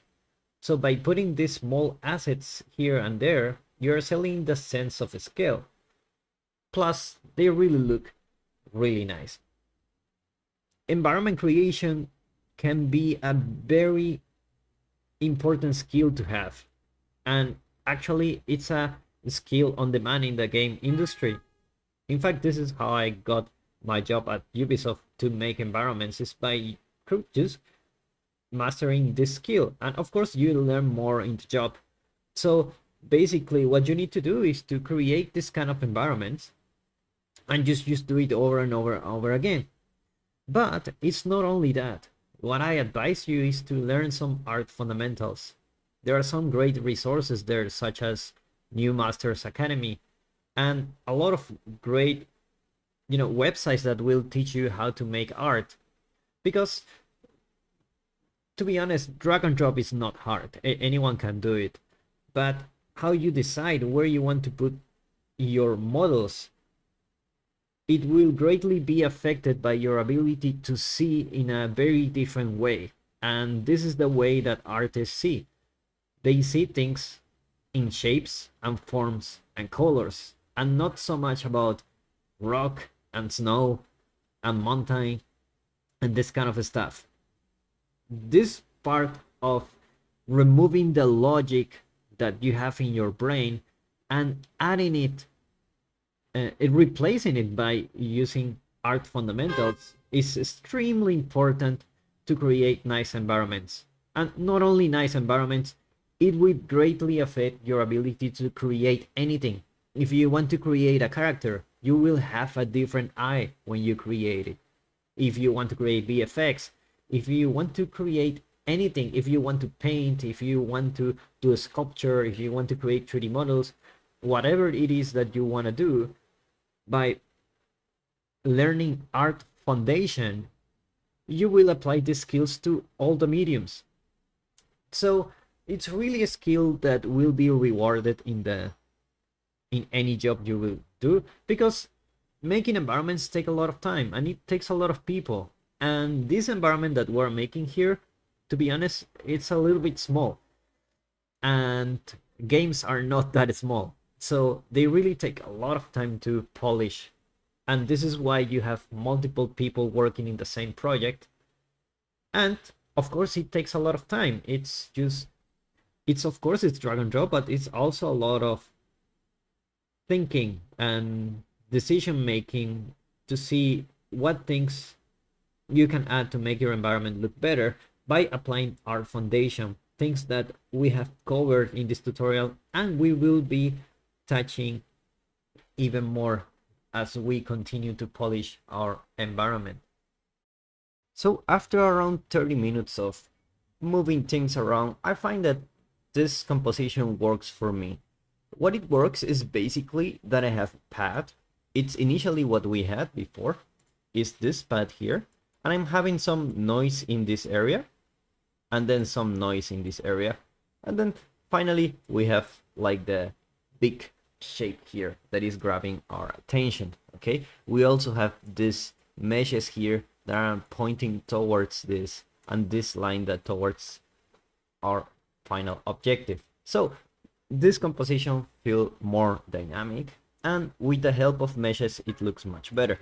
Now if you want to increase the details and break things up a little bit, what I recommend you to do is to go to bridge, and here I can just type snow and I can find any of the decals here.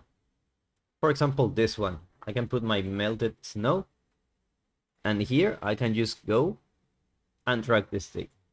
There you go. So now I have my melted snow here. I can just rotate around, or if I want, I can scale it, or I can duplicate by holding Alt. I already had one here. I can just move it around here, something like this. Okay, and this helps to break things up a little bit. Now, if you play your game, you will see that when I walk on top of this, my ground is being projected on my character too. So what I need to do is to go back here to my character.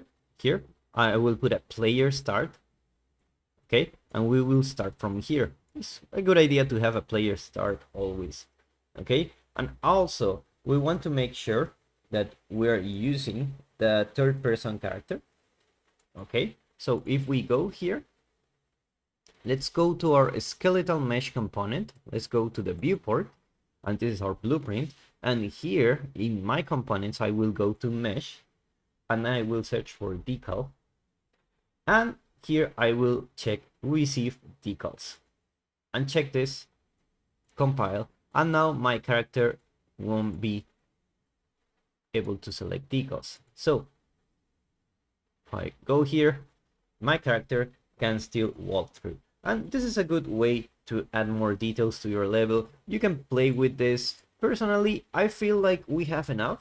What we need to do now is to add some man-made elements. So let's do that now. So when Quixel is not enough, you can always go to a Sketchfab. There are thousands of free models that you can download here, and some of them are really good. So for example, you can browse here and just like click on this one, and then it will load a website where you can preview the 3D model. Make sure you see this symbol here where you can download, such as this one, and just like this you can just download 3D models. Very easy. In my case, I want to look for some statues, so you can feel free to search any kind of a statue you want, as long as they have the download 3D model icon, the small arrow here. You can download them for free.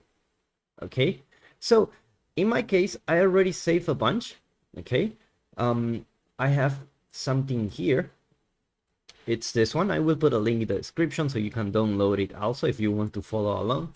But I highly encourage you to download any 3D asset to make your scene more unique. You don't necessarily need to download the one I'm using. Okay, so just to download, you will just download 3D model, and you will choose original format FBX. Okay, and here I have my statue, and it would load. I will also download this dragon. Okay, I already download this. So what I will do is to wait for the download to finish, and we will continue. So now that I have the statue, I can just go to my content browser, and here in my snow environment, I will create a new folder called, I don't know, like meshes. Okay, and here I will import, and I will go here to downloads, statue, go to source, and import this one. Make sure if this one has textures, make sure to import them too. You can import this, you can import textures, maybe it will import them, maybe not. Do not build nanite yet. Okay, so there you go. Let's import all, and you can create a material if you want. Okay, so we won't do that for now. Let's import all, and there you go. Ignore this message for now. As you can see, our textures didn't import, so I'm going to import here textures, and I'm going to drag this tree. Okay, so now that we have this, notice that this one is very low poly, so we really need to put the textures. So let's save everything, and the first thing I need to do is to drag this thing here, and you can see that the size is right, so we don't need to do anything. We will do the same with dragon if we need to scale it, and we're going to right click, create material, and then create M statue, something like that. Okay, double click on this, and we will just plug all these three textures here. connect the base color, connect the normal here, and the roughness can be here too. Okay, so that's great. Let's apply and let's check how it looks like. Okay, it doesn't look like anything because we haven't applied the material. So when you double click on your static mesh, just go here and then put statue. And there you go. There you have your statue here. Awesome. Okay, let's take a look at this. Oh, this looks really nice actually. We can scale it down a little bit. We can put a couple of them here. There you go. Awesome. We can even go here, for example, something like this, and move it up. Okay. And here we can always increase the size of anything. And of course, we can always rotate it a little bit. Something like this, so that they are not like the same, okay? This adds a lot of variation. So let's save everything. And what we're gonna do is to add the snow on top of this, because it looks really strange that this thing doesn't have snow. So we're gonna do that next. So in order to add a snow, we need to create a function so that we don't do all over again our setup for the slope. I already created a function for this, but I will create another one, okay, so just so you can see it. So what I will do is to go here, then go to materials, material function. I will call it mf snow on top, okay, and just like this we will create our slope setup. Now what we're gonna do is to drag the textures we originally had for the snow, which can be found here in surfaces, snow, this one. So let's just drag this, okay, and select all of those and select shared wrap. Let's create a material with this now. We're going to click here, make material attributes, and with this we're going to create our snow. So let's go here, let's go back here, and also here we're going to connect the ambient occlusion and the roughness as usual. The next thing is we're going to create our textures coordinates just like we did before. Press U, M, and 1 to create the multiply and the constant, and then right click, convert parameter. Sorry, do not convert to parameter. We're going to do something different here. Okay, so what we're going to do, instead of putting parameters, we're going to put a function input. So we'll put an input here, function input. Okay, and now we will put it scalar, and now we will press 1 and create a scalar parameter, and we will put value of 3. Okay, and just by doing that we have our input, but we need to name this. So instead we will put this snow tile. Okay, I will connect this here, and now I will connect this thing here. There you go. Now we need the mask so we can add our slope. And we're gonna do that by using the same setup we did, a slope mask, and then we're gonna bring a parameter. Let's go here to parameter collection. There you go. And here we're gonna choose the parameter collection environment. This one will be my chip contrast, and I'm gonna put it here. Control C, Control V. This one will be my fall off. Control C, Control V, and this one will be my slope angle. There you go. Great.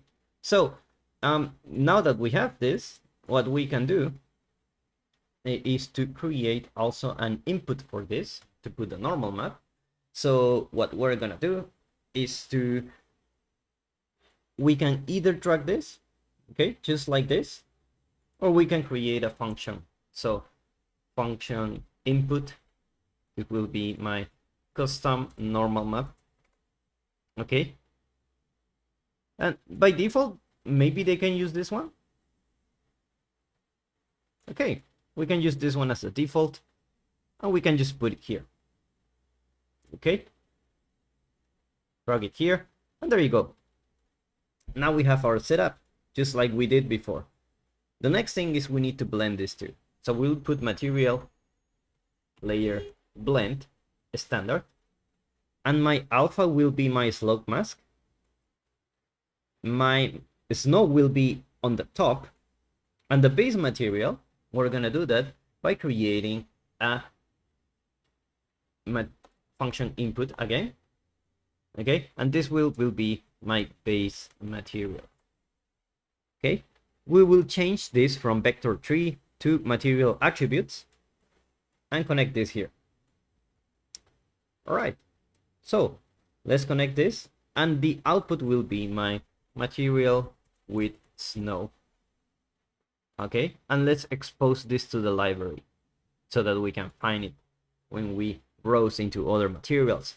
Now that we have our function, we can go to the statue here, press Ctrl B to show where is it in the content browser, look into the statue here, and there are a couple of things we need to change here. The first thing is that we will make a material attribute for this. Okay, so that we have our first material here. Go to normal, and then the roughness here. And we can disconnect this too.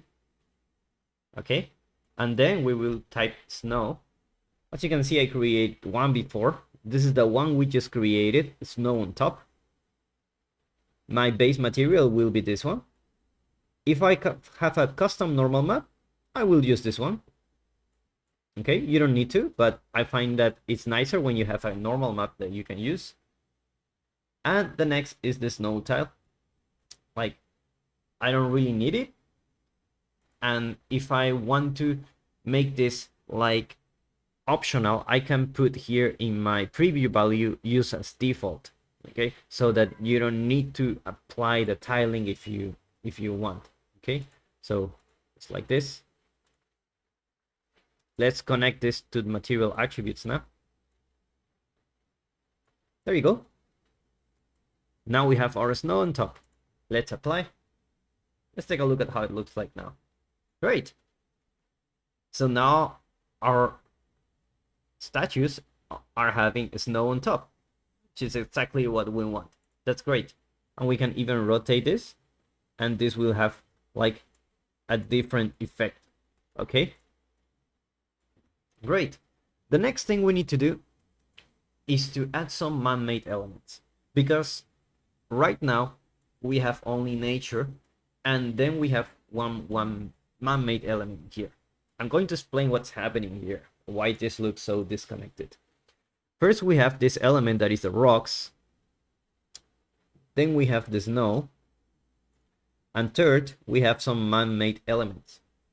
Okay, so in order to blend these two, we need a transition. So if you put a house here, okay, and then you put a tree here, you say this is our tree, this is our roots and everything, these two feel disconnected. And the reason is there is no elements of the tree here, and there is not elements of the house here. In order to connect those, we need, for example, add some grass here. Okay, and in the case of the tree, maybe we can put some wood planks here to indicate that there is some man-made elements. Now these two are connected.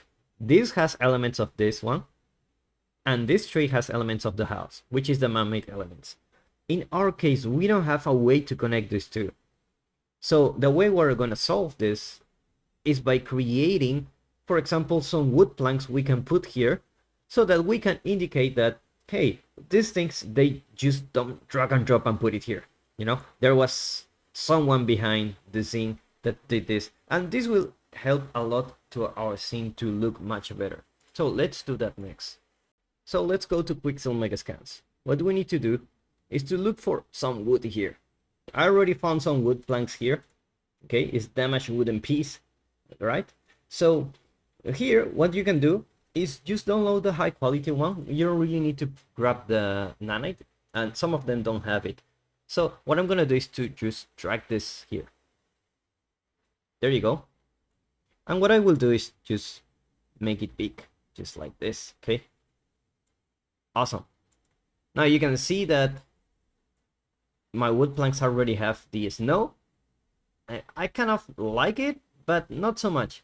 Okay, so let's see a way that we can reduce this a little bit. Okay, we can put this one here, and we can start creating our wood planks just like this. Okay, we can rotate like this. Okay, first let's do like the usual thing. What you will do is to just duplicate this thing. Let's just move around like this. Okay, and then rotate like this, and then put it in position here. There you go. So now we have our wood planks, and you can see that it feels much better. Okay, so what I will do is to basically arrange the pattern a little bit. So why this one looks so boring is because we don't have more variation. Okay, so let me drag this too. Okay, and let me scale this up just like this. Let's go F4 to details, and we can put something like 10. Great, something like this. Can put 15. There you go. Now, before we do anything, make sure you have the right size. So let's go back here and let's check if this is too big. Oh, it's not. Okay, so why this is so boring to watch is because all of them have the different pattern. Okay, let's take a look at this from this angle, since this is where the player will look at it. If you want to make your environments more interesting, you want to take a look at the patterns. So the pattern here, it's always lines like this. Okay, so if you want to make your pattern more interesting, what you need to do is to spice things up.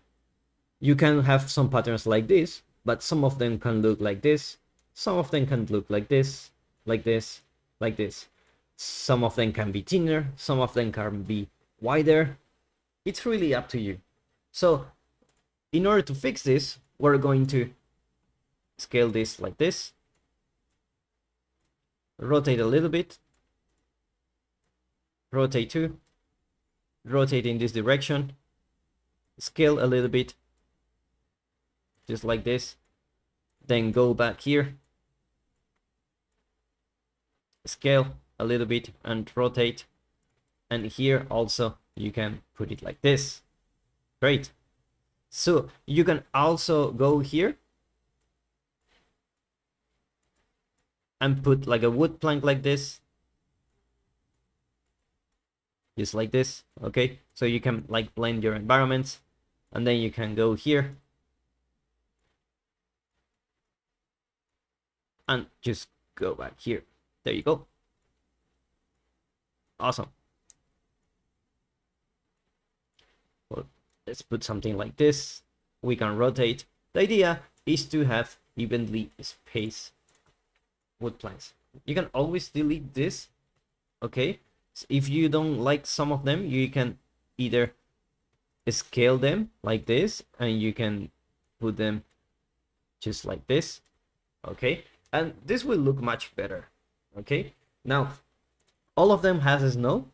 If you want to delete the snow, you can go to the material. Okay, and let's see if we did put something for our snow. So let's go back to our material here. Let's go to a default material, and as you can see, I changed my default snow that we had, just like we did before. So what we can do is to put a static switch parameter, and we can put use snow. There you go. And just like that, true will be this one, and false will be this one. I believe we did this before, but something happened in my project, it crashed, and I had to do it again. So sorry for that, but it's basically the same setup. You connect your snow here, and then the basic material here. And now you will put the default value to true, so that everything stays as it should. Okay, so this one will be the default. Let's hit apply, and nothing will happen here, but let me save this, and then we will go to our material instance, let it save a little bit. Okay, 3, 2, 1. There you go. So this is our material instance, and if we want to don't use the snow, we can just uncheck this. This will load a little bit, and there you go. Now now you can see that this one is really disconnected, right? So we're gonna keep the snow because it really just feels nice. Okay, we're gonna keep it like that. Now if we want to use this in other places, we need a way to make it more modular. Okay, so I'm gonna just put this one like this a little bit. Actually, let's just remove this, and what I'm gonna do is to go here and select all my wood planks. It's like this. Okay, and now what you can do is, you know the drill, go to level, create pack level actor, click OK, and then we will put this like mass wood planks. There you go. Then go to blueprint here, save this. Now this will create our blueprint, so we can just go back here and we can start creating more variation here. Can go here, we can rotate things around just like this. Okay, and just like that we can have more variation. Okay, so if you want to change something, for example, I can go here to level, I can edit, and for example I can change the width of this. I can put it something like this. This one I can also make it more wider.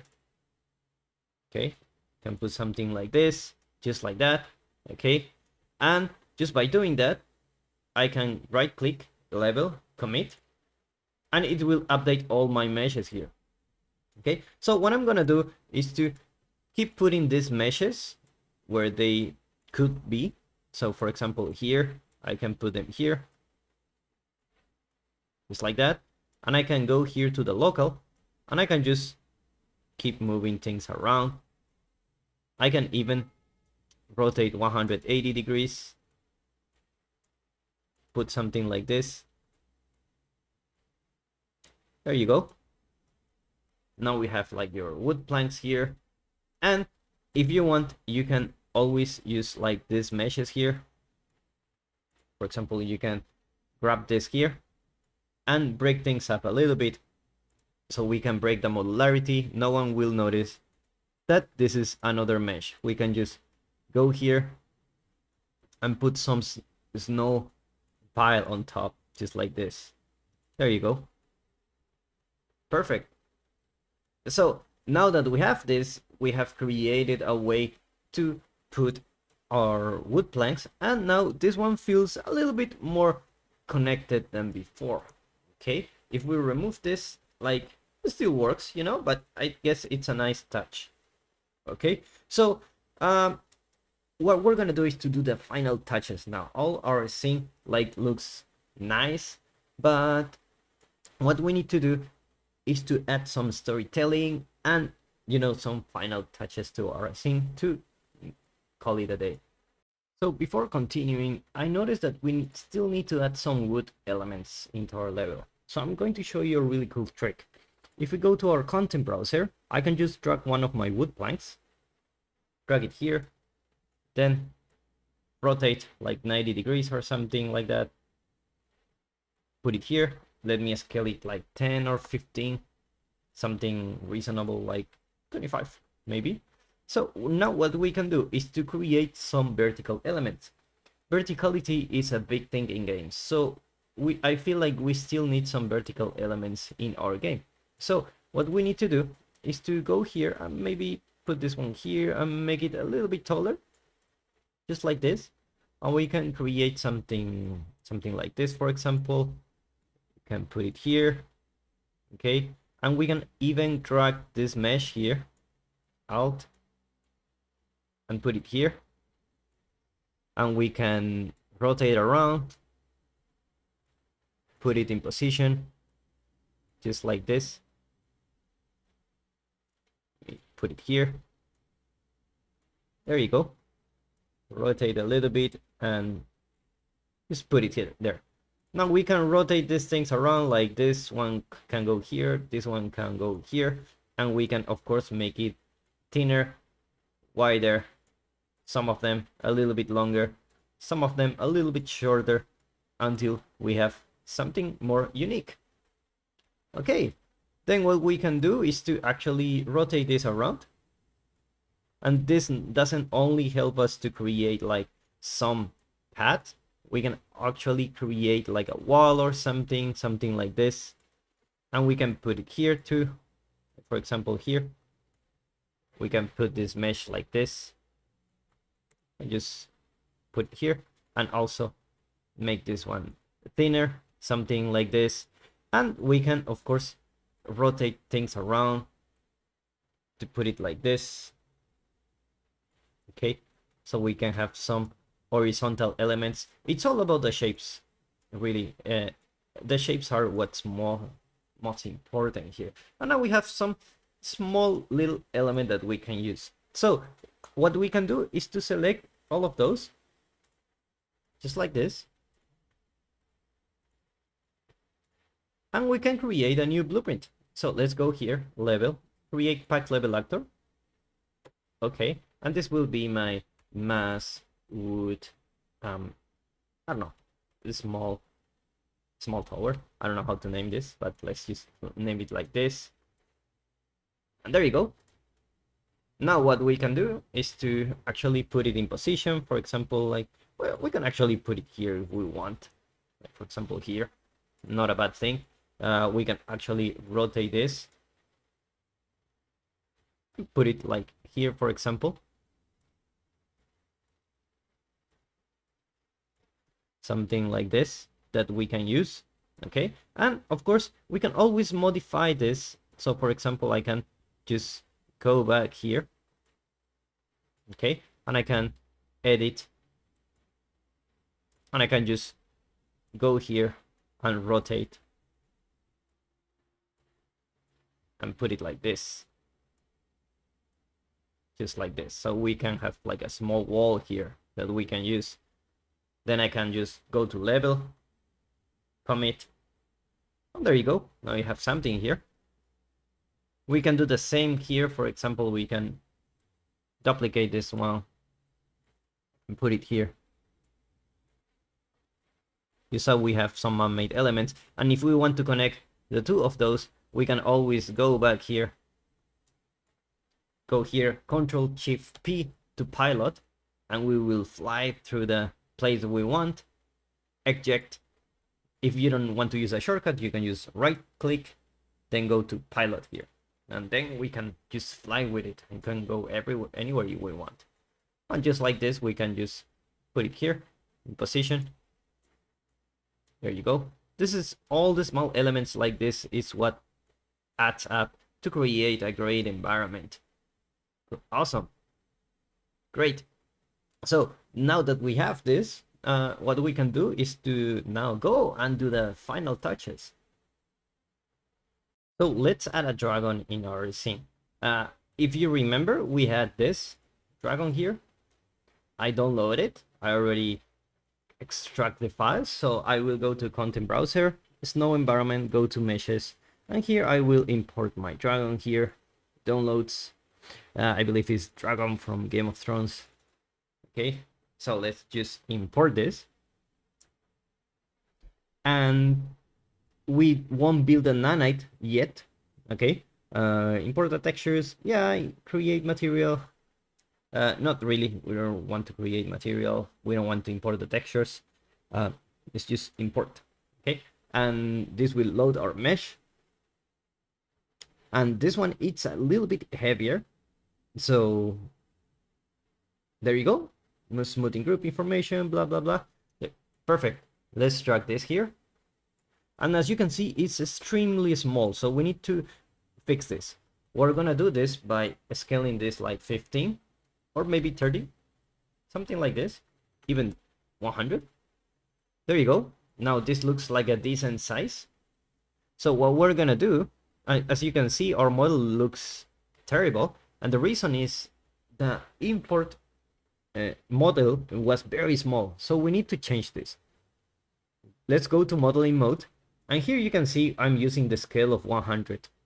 So what I can do here is to bake rotation and scale, click accept, and now if you take a look here in the scale, everything will turn into 1, and that value will be our original value for this mesh. Now this looks much better. Okay, so what else we can do? We can add some UVs. For example, we can go here and then do automatic UVs. Okay, there you go. And we can preview the checkerboard if we want. Okay, let's take a look at this. Awesome. Okay, not really something that we want to have for now, but let's just click accept. Okay, because the mesh is a little bit heavy, so be aware of that. It's gonna get a little bit heavy. Now that we have UVs, we can find a way to delete this. And very simple, we can just go here to triangle selection. Okay, and now instead of using the brush, for example, I can just paint here and select some meshes and then delete them. I can just go here and connect by UV island. I can just click here, and apparently all of them is a UV island, so that's not a good way to go. Let's find another solution, and that is using my pin cut. Okay, and just by doing that, I can just flip the plane, and I can go down. Okay, we are deleting the legs, don't worry, I'm gonna fix that. Awesome. Now we have some fingers here that need some help. There you go, something like that. Awesome. Let's accept. It's okay if some fingers don't show. It won't really show in the final composition. This drawing will be very far. So let's click accept. And now we will go here to triangle selection. And let's select by UV island. Not by UV island, by choose all connected. This one is not connected, so you can just delete here. Apparently all my dragon is connected, so I can just go here to my brush. I can just paint here and start deleting parts of the model that I don't want. Let me go here. I can just go back here, delete this area, delete this one too.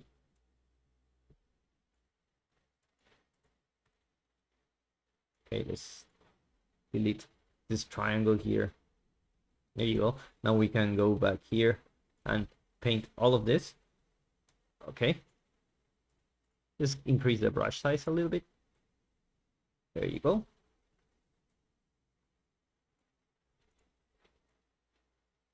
Delete this part, and then can go here. We don't really need to do that. We're gonna delete them very easily by using another method. And we can decrease the size here, decrease, delete this one. I mean, this is the downside of downloading 3D models from the internet. Their usage may not be games, may be just sculpture, especially if they are free. So just be aware of that. Okay, we can just delete this part here. There you go. Let's delete this part. Also this part here. Also there is a big triangle here we need to delete. Delete this part too. We're almost there.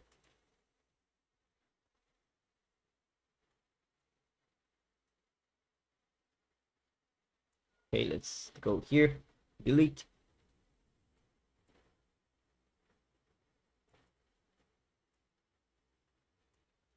Delete this part too. We don't really need to take care of those. We're just going to accept. Okay, and this island that is floating, it will be very easy for us to delete it. We just need to go back here to triangle selection and then select all connected and just invert the selection. And now with this, we will delete all the flying parts. There you go. Now we have our dragon. Great. Now what we can do is to go to bridge and search for a skin material. So let's accept first. And by the way, if your computer is very slow, do not worry. Just go here and then go to enable nanite, apply changes, and this will fix it. Okay, nanite will take care of packaging all these triangles so that they can be optimized depending on the size of the screen, and it will make your computer significantly faster. Okay, so it's applying the changes to dragon. Okay, there you go. Great. Let's save this. And now what we can do is to add some material. So we're gonna do that next. So let's add a material to this dragon. If we go to bridge, we can go here and type skin, for example. You will have a bunch of scans you can use. I can put this one, for example. I can just grab the medium quality, the cow skin, and just put it here. There you go. So not bad, actually. Not bad, especially because we're going to see it from distance. So what we're gonna do is we're literally going to fly with the dragon. So let's go here, pilot, and let's fly to somewhere like we're shooting at this area here, something like this. Okay, let's eject. Okay, there's some issues with the rotation. There you go. Now this is a very small dragon. If you put this dragon like this size, it means that your scale is very small, but also it will mean that your environment is bigger. Okay, so depending on what you want, let's scale this up like 15. There you go. Something like this can be a nice touch. Let's go back here and we can go here. We can like aim here, and let's say like this dragon is aiming this area here, like it's going to shoot at it for some reason. Okay, we can actually rotate this like in this direction here. There you go, much more dynamic. Awesome. Great. So now that we have this, let's play our game to take a look at how it looks like. Awesome. So now this is not really something. If you want like a animated dragon, you will need to animate and do it all over again. For me, I just want like a nice shot for to show off like if I can do environment. So I guess this can help a lot. And the UVs are quite nice actually. The UVs we did are okay, like because we see it from distance, you won't be able to notice the issues. Okay, so that's great. So let's continue to polish this environment. So let's add some final touches. Let's add in by putting the idea that this dragon is going to fire something. So I'm going to hold L and click, and this will create a point light. I'm just going here. There you go. Something like this. Okay, and we can increase the temperature or change the color. Okay, we're gonna change the intensity here, something like 800. There you go, something like this. Let's go back here. Awesome. Let's go to the point light, and here we can change the color. For example, we can put something like green or something purple, or the dragon of ice, something like this. It can be any color you want. For me personally, I feel like this color green, it's like quite great, so I'm going to leave it like this. It feels very nice with my composition here, with my colors are very cool. So with my green, I can balance my composition a little bit. Okay. Another thing I can do is to add some decals here. So let me go here and just put a Roman decal. There you go. And this one is one of my favorites. I will download this. What I like about these decals is that they are very colorful. Okay. I can actually put anything. For example, like this. I can just go here and download this decal. Okay. It will download very fast. I'm just downloading the medium quality. Click add. Okay, and let's try to find our decals here. Roman fresco. There you go. So we're going to put it here. For example, in this area. Awesome. Now let's make sure that this thing is pointing at our surface here. And we can scale this up. Just like this. Awesome. Let's just go here. Just like this. And we can put something like this. Move it up if we want. Something like this will add a lot of detail to your scene. Okay, we can scale this. So by scaling this up, we will add a lot of small details. This will actually help to sell the scale of the scene. So this is very important actually. Okay, so we can go here and scale it down. Or actually something like this. There you go. Oops. Perfect. We can do the same in another part of our mesh. For example, like here. We can rotate like this. And do something like this. Like make it blend a little bit better. Something like this. Awesome. Let's do the same here. And the same here. Awesome. Okay, and we can actually make this one big if we want. Great. So now what I want is to change the color of this one. Okay, because it's actually adding a lot of color here and I like it, but I think it can be a little bit more dramatic. So I will go to my material here, on my decal, and here I will go to overlay. And I will put something like orange, for example, or maybe greenish, or something like this. Yes, something like this. Now, how can you decide which color you want to use? It's intuition. Okay. I know it's not some kind of answer you may want to hear, but it's how you feel when you watch this environment. You know what makes you feel like, does it feels like off? It's like when you listen to music and you're playing the piano and you feel like some notes are off. It's the same with this one. So I'm just going for a color that I feel like it can work.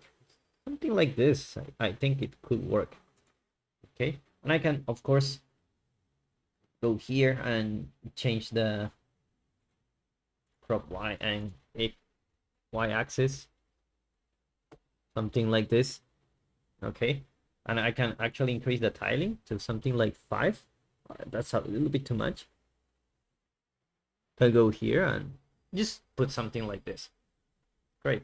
Now I feel like this color is a little bit too much. Let's go back to 1.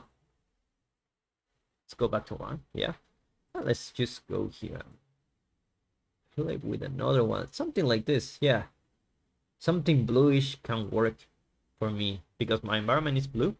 And just by adding this, I'm going to feel like my environment is much better. Well, let's go back here.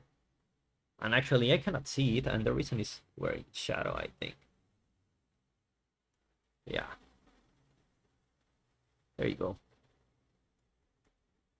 So in order to fix this, we're going to add another light here.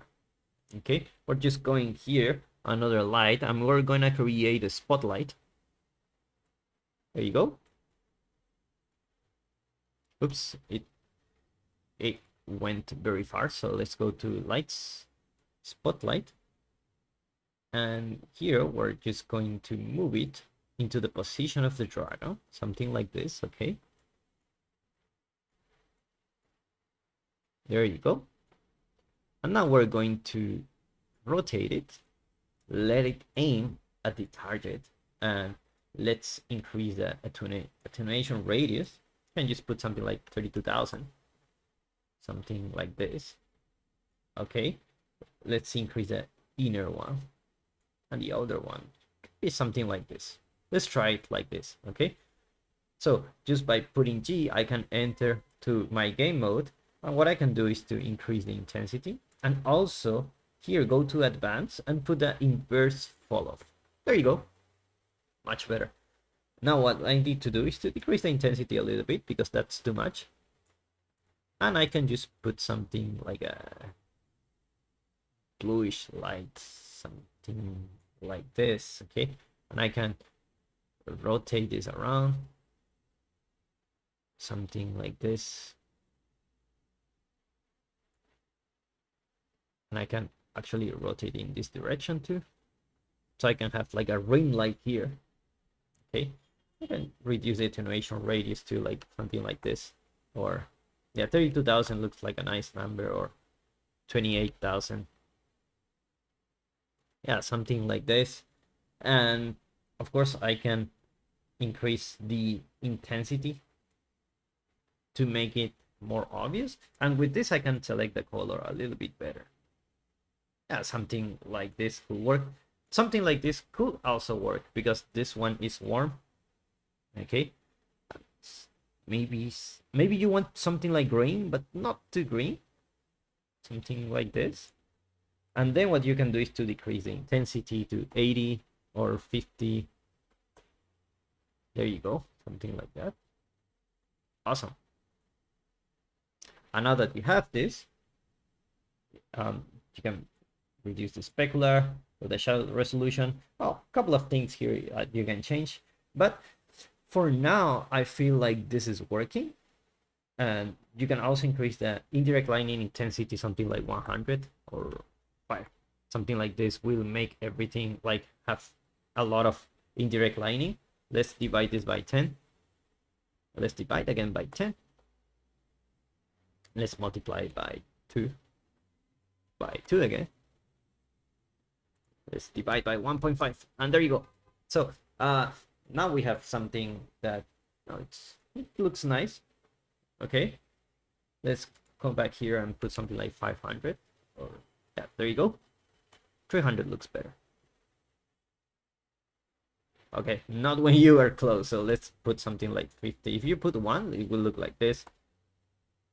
Let's put something like 25. There you go. Awesome. Now what we can do is to tweak the scene and actually to tweak our skybox and a lot of things like post-processing. So let's do that next. Okay, so let's modify the atmosphere. Let's go here to the content browser and make sure you go to settings and show engine and plugin content. Now when you're in engine, you can just type cloud. And just like this, you will see all the assets that our cloud system has here, which is including the atmospheric in the clouds we put. So we can double click on this, and let's put this here so we can take a look at what's going on. These are some of the most important features to change. You can play with those. For myself, I want to have something like, let's put something like 30. That's too much. As you can see, as I increase the number of this bass noise, also my clouds become like a little bit smaller. Okay, then the bass noise scale, let's put something like 1. That's too much, so let's just leave it like that. The beer powder, no, I'm not sure if beer like drinking, but let's just put something. You can put something like 100. It will, like, if you put like 0, it won't show up. It's basically the intensity of the clouds, so we can put something like 100. Okay, I really like it. It looks like whiter. And here we can put something like 1 or 2 to make it like sharper. If I put 0, it will be very soft. So if I put like 50, it will be very harsh. So let's put something like 2. Let's put something like 1. Okay, 1 looks like a nice number. Erosion, we can play with this. We will have different results, such as like we play with 2 or 5. It will just have like a smaller pattern. Okay, depends on you. The erosion scale, like we can have something like 25 or 0.1. It will just decrease or increase the noise. Extinction scale, of course, like we put something like 1, we'll see that our clouds like look like they're far away. Something like this, put something like 0.01, 0.0001, they're just not clouds. So you can put something like 0.1, something like that. Noise, can put something like 3. And the UV, that changed a lot. So if we change the UV, we can put something like 2, for example, and we will have different result, something like 1.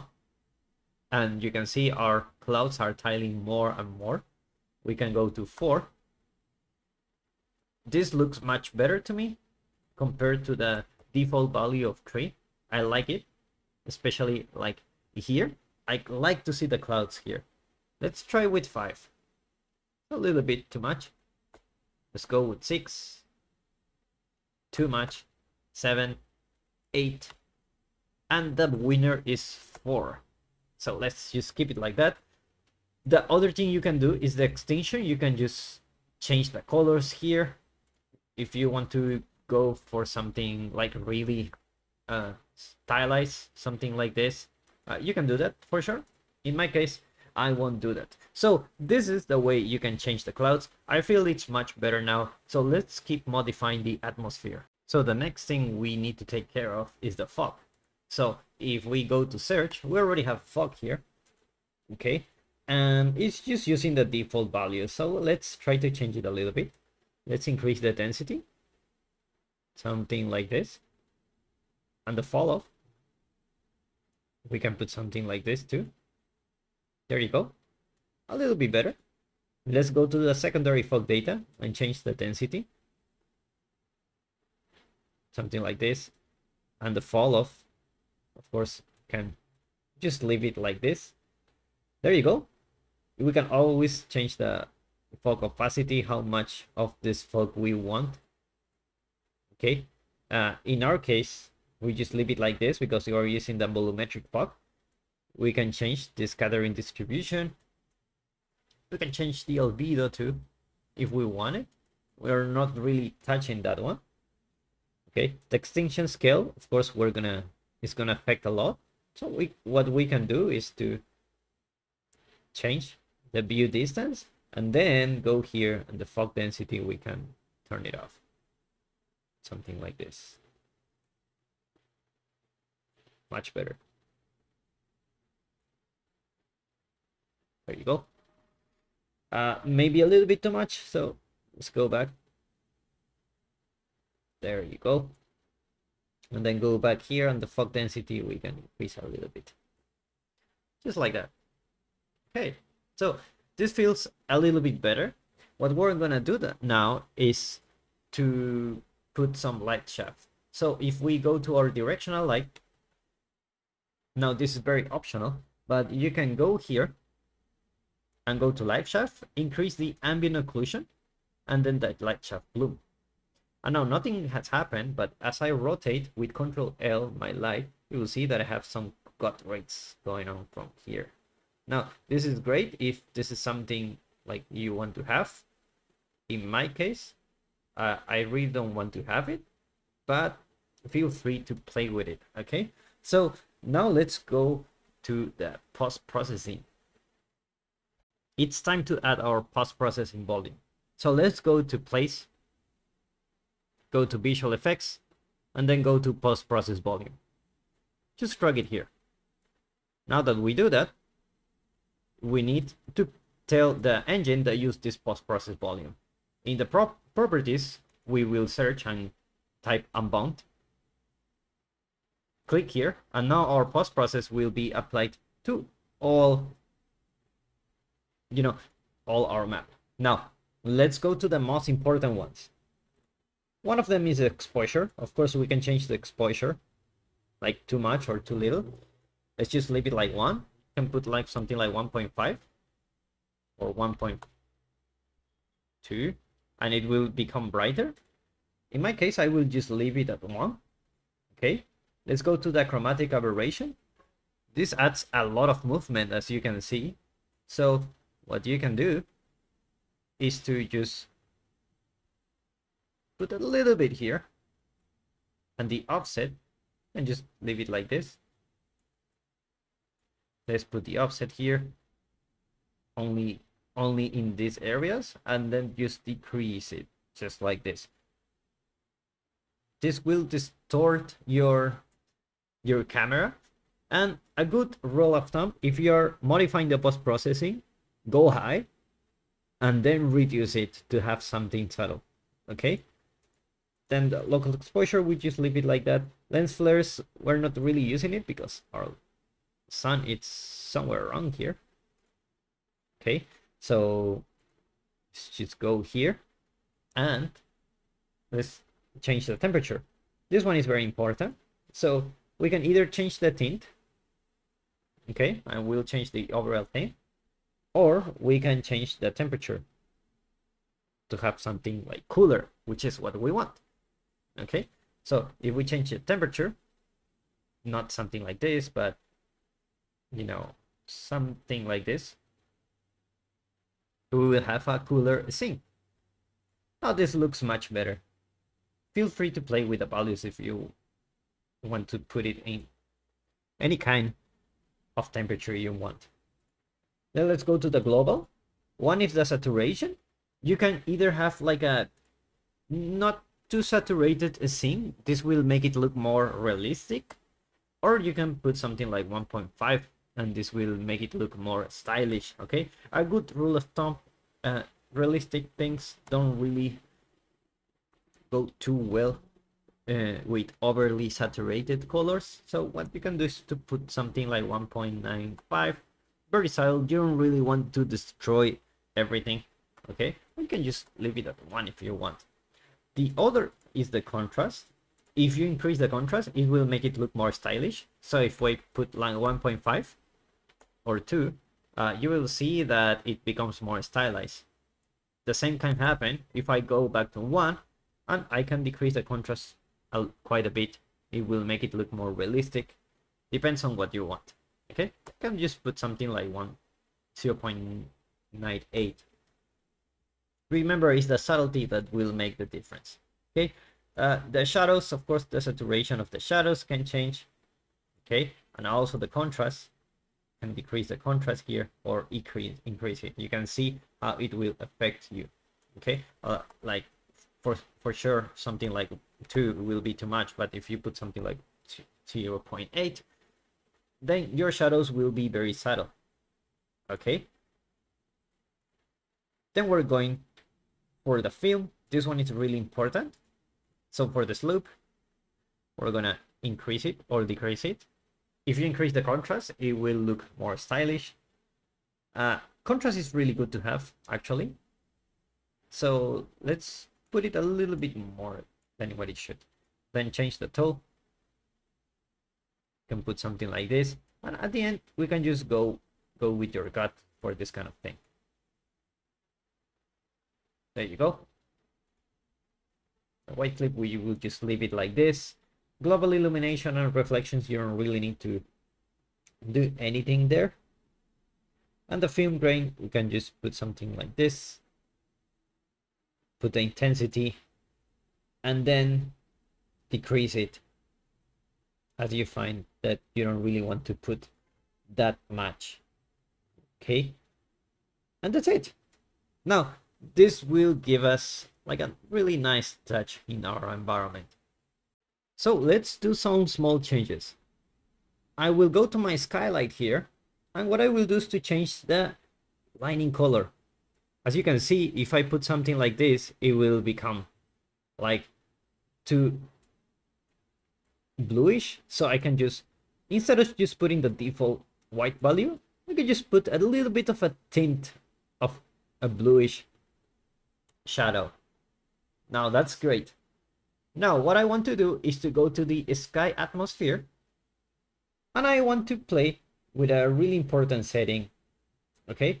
And it's this one, the scattering scale.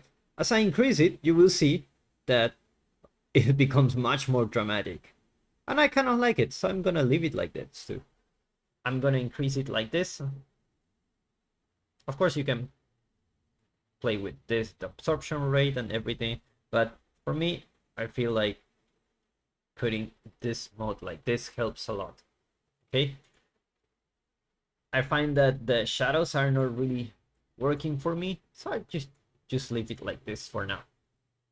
Okay, that depends on you. So if you want to have like a more stylish scene, you can go for this look, and if you want to look for a different kind of look, more dramatic, you can of course go for this one, which I think it's what I'm gonna do. So let's finish this scene by taking some screenshots. And one thing I'm gonna do is like, this thing is really bothering me, so there you go, much better. Okay, at this point you can do some small changes. For example, you can go here and put something like this, like a snow pile here, something like this, to make it like more interesting. Polishing the scene can take a while, a lot of hours. Okay, so make sure to just play with it, and just as you feel. Like, for example, like these areas are a little bit low poly, you can just put something like this. There you go. Now this feels much better. Awesome. Let me rotate a little bit, scale it down, move it, and just just put it here. There you go, much better. Okay, so now let's grab a screenshot. How do you do this? You can go here, let's find a nice angle. You can go here, go to this menu here, and go to high resolution screenshot, and you can put any screenshot you want. I find that this one can work quite well, so let's go for this shot here. Capture, and we will have a high resolution. If you want to increase the resolution, you can just go to 2, for example, and this will take a higher resolution. So I can take a look at the screenshots. For example, this is a screenshot of the environmental like I had before. This is after, much better in my opinion. Okay, so what you can also do is you can create a cinematic camera. So let's go back here and go to cinematic, cine camera actor, and drag it here, and let's go to this one. Okay, let's go to this one. Looks like I already had one. So just like this, you will have a different shot.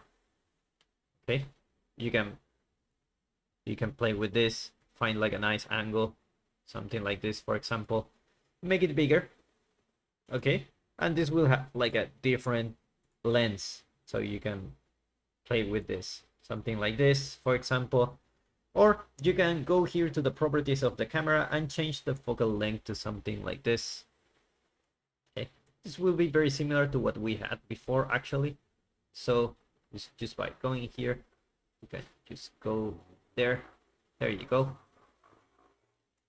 And take another screenshot here, F11, go high resolution screenshot, capture.